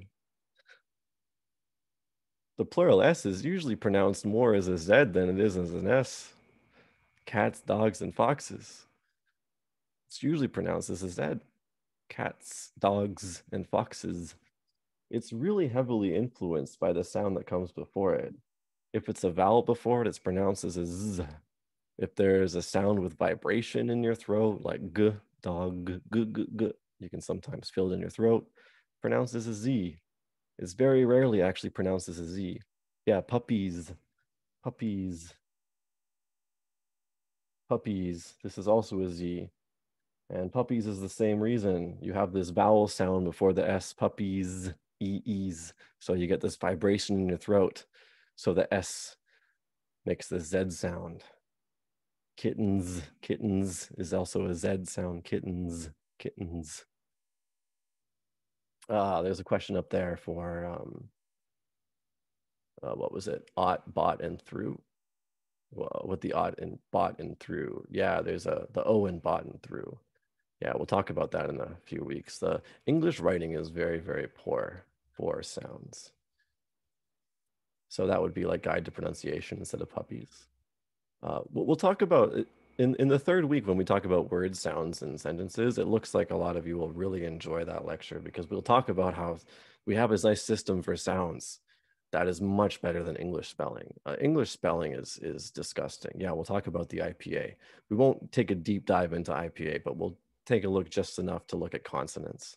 And yeah, English spelling is perhaps one of the greatest tragedies of human language, in my opinion. It's disgusting, it's nasty, and the world would be better without it. And when we talk about IPA, we're talking about a linguistic thing, not the beer. But I mean, you can drink during lecture. It's your house, your life. I don't tell you what to do. Okay, last question. Let's talk about inaccessibility. Suppose we have a new verb to flig. What is the past tense of flig? So here's a simple one. Maybe it's not so simple. Flig, fligged, flagged, flug. Okay, so I see fligged. I see flug. I see. Okay, I'm not saying that one out loud. Flug sounds right. Flogged. Okay, so curse English irregulars. That's what I'm getting. No one likes English fliggously. Okay, I'm just gonna write that down for humor purposes. Fliggously. If dig becomes dug, then flig becomes flug. Yeah, I understand. I agree. So, okay. So yeah, I mean, it could be fligged, it could be flugged, it could be flogged, fligment. That's it. This whole lecture is just a fligment of your imagination. Yes, it's all a fever dream. A rig becomes rigged, though. That's true. Yeah. So, I mean, this is another example of inaccessibility. I mean, you're taking on different reasons, but there's two logical outcomes. It's either a regular verb or it's just an irregular verb. There's two different ways to think about it. But again, more examples of inaccessibility. Typically, you wouldn't know why, or you'd have difficulties explaining why, but you're able to come up with examples that are reasonable, that follow the rules of English. Anyways, that's all I have for the first week of the course. If there are any questions, I am happy to take them right now. But if not, well, I'll talk about if not first, but if you have any questions, please ask in chat or over voice, and I'll be happy to take them.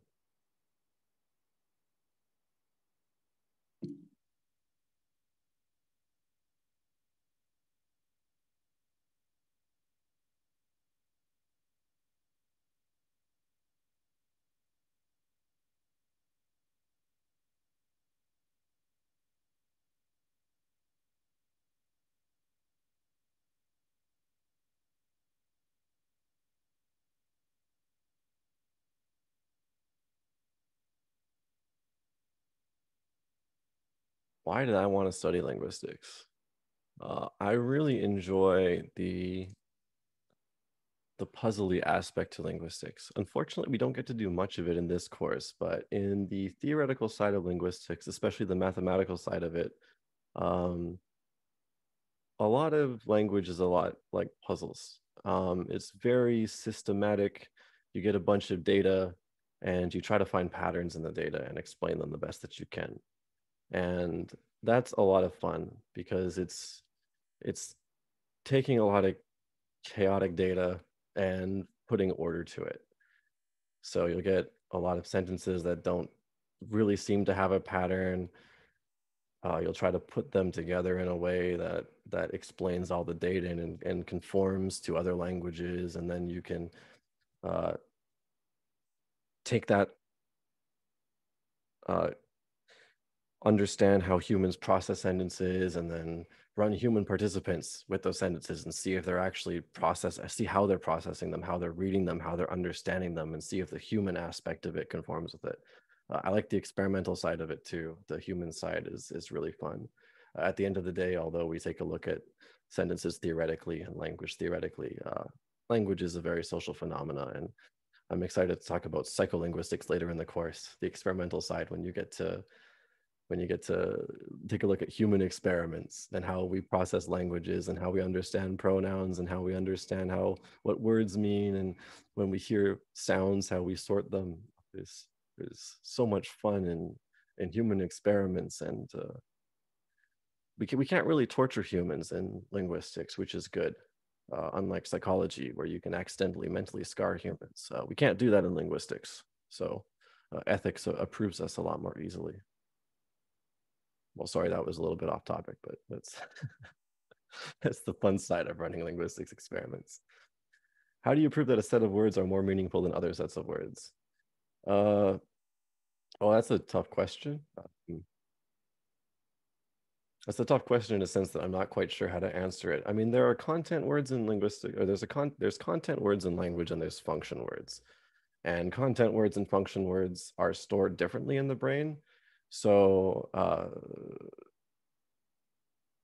I mean, you can do it categorically. You don't really need human data to do that. I mean, you could run human experiments to figure out what content words and function words are.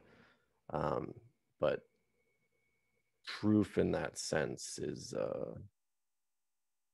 it's not really something that we do. Is there an explanation as to how Vancouver often gets pronounced as Vancouver? Yeah, sure. Why not? Vancouver. Vancouver. So this C, this is a Vancouver. This is an N and a K. In your mouth. Hold on a second. Let me, magic of whatever. Okay, so here's what I'll say. Here's what I'll say. Just because this is the end of the lecture. For next week, I'll address the question, and then I'll basically end the lecture for everyone who is here, so I can address the question. For next Wednesday, there is one practice exercise due. You can find it on the main page of Canvas, Human Language and Misconceptions. There are 10 questions. You have 3 attempts. If you have any questions about those, please answer them, or please ask on the discussion board or send me an email. I'm more than happy to help. Even if you've just completed 1 attempt or you haven't completed any attempts yet, ask as much as you want. I won't give you the answer, but I will lead you to it if you need the help. But yeah, that's it for this lecture. If you want to stay and ask questions, feel free. If not, you are free to leave. Thanks for hanging out and chatting, and I will see you next week. But I will answer questions until everyone is out of questions. So yes, thanks everyone for coming. Okay, back to this question. Where is my mouse? Okay.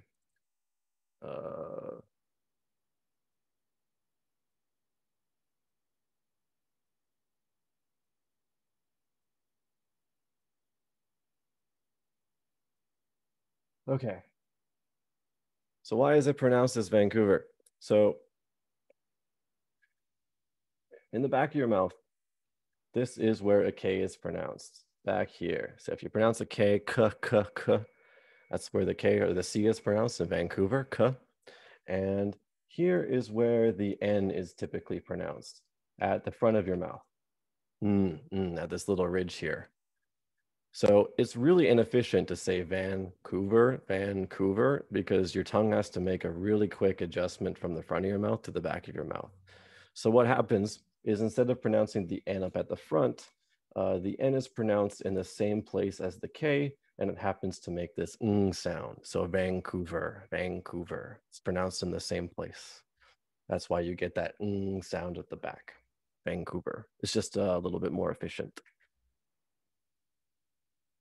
So these are the little symbols for the sounds. So this NK becomes a NK. Oh, so this picture is also the side of your face. If you turn your head sideways, it's like a cut down the side of your face.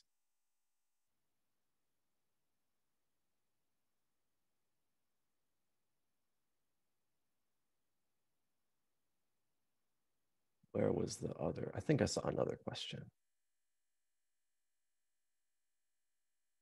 On social influence, there's a region of people who live in mountains, but because there's a wide distance, it makes communication difficult when we're farms.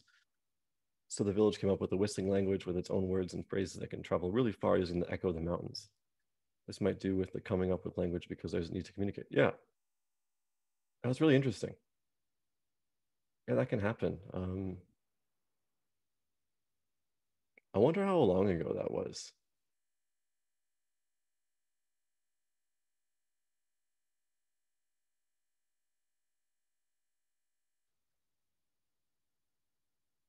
It's more of a pronunciation shortcut, really. Yeah, I mean, there's a lot of this stuff in language. Like, for instance, if you say in my room very quickly and you say it slowly, well, if you say it slowly, you get something like in my room. Sorry, these are just how it's pronounced. But when you say it quickly, you don't say in my room, you say in my room, in my room, in my room. So really you shorten a lot. The M becomes a little bit longer. And you say in my room. So you really just take those two N and M and you merge them into one sound. Like, a lot of shortcuts are taken when you speak quickly. You have to, otherwise you don't speak as fast.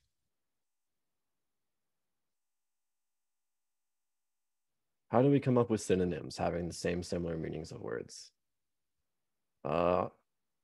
Well, with synonyms, There are very few completely synonymous words. I mean, you can think of words like happiness and joy, and we can call these synonyms, but they're not really completely synonymous. They both have very slightly different contexts. I mean, there are such things like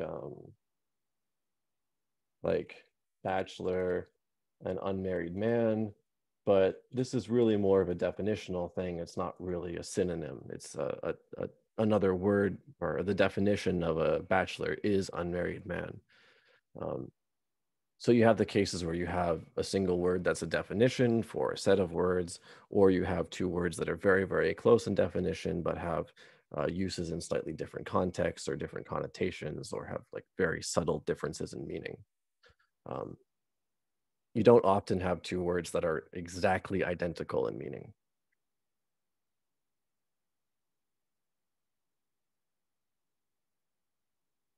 That is kind of a cop-out answer, but for almost every synonym you can come up with, there's probably one situation that you can think of where one word fits in one scenario and not the other. Or there's one connotation or one property of the word that fits for one circumstance, but not another.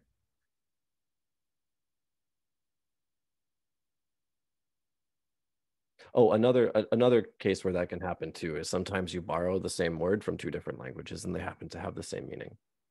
That can happen too, because English steals words from every language. A lot from Latin and Greek, but French as well. It's very common that we steal the same words from French as French evolved. So we've taken the same words from French repeatedly. Habitant versus inhabitant. I mean, well, habitant versus inhabitant, that's sort of the same thing as regardless versus irregardless, or flammable versus inflammable. They mean the same thing, but we've just taken the same word twice, which is usually a case of like misusing the infixes, or not infixes, sorry, the misuse of prefixes. I mean, my family is notorious for doing this combination of words that drives me absolutely crazy, which is to thaw something versus to unthaw something. I don't know what unthaw means. Apparently it means to thaw, but apparently, well, unthaw should mean to freeze again, but my family, unthaw means to take it out of the freezer.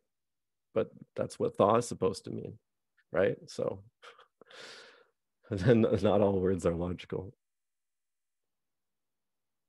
That's why in 1984 they got rid of synonyms in order to remove certain thoughts and expressions to make certain things inexpressible. Yeah, that's there's an interesting constructed language that I'll briefly show you in a couple weeks. That's interesting. Could unthaw make more sense in the abstract sense? Like the atmosphere unthawed? I mean, maybe, but I mean, nobody speaks their own native language perfectly. I mean, we mishear things all the time. I mean, how many people think that bon appetit is bone apple teeth, and they're people who speak English for their whole lives and they're in their 40s? Or, I don't know, doggy dog world, I could care less, stuff like that. Yeah. Yeah. I mean, like, I should have, could have. Yeah.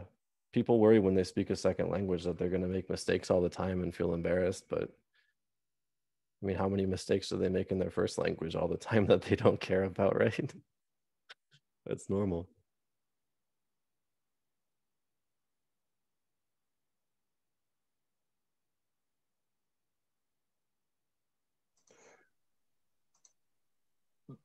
There was, I I put in the chat before, but it's like when you were talking about like the social influence of language, right? Like in order to like communicate, we come up with language. There is a region, I can't remember where it is, like because they live in the mountains and they don't have access to that much technology, and they work on the farms. So in order to communicate in between farms and in between long distances, they've come up with this like whistling language, because whistling is higher pitched, it travels further, and it echoes off. So it's much easier to communicate. So I feel like that being an example of like using environment in order to overcome the environment. They've come up with a different language. Yeah. I'm looking at it and it looks like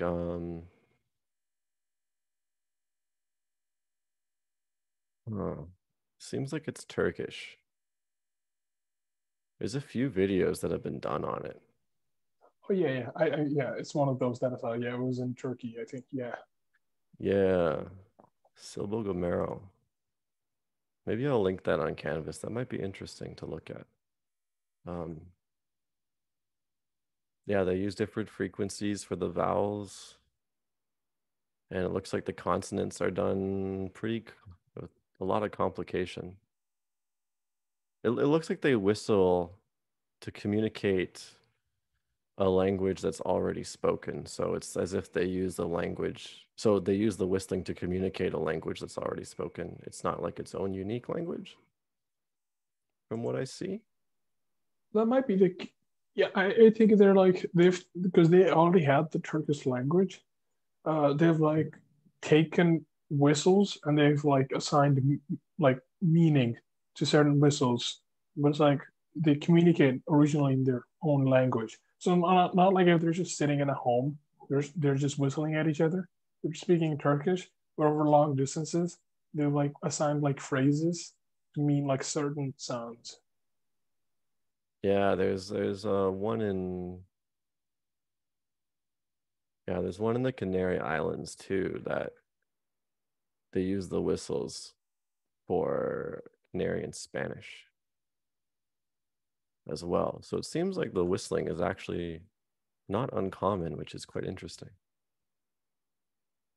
I'll take a look at that. That might be interesting to incorporate into one of the lectures later. Thanks for bringing that up. Yeah, that's interesting.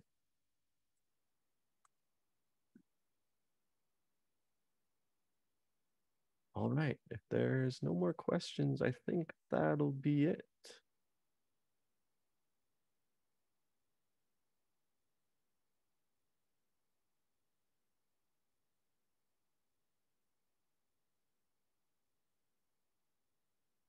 Okay, I will stop the recording and I will see all of you hopefully next week. Enjoy the week and don't forget to contact me if you need any help.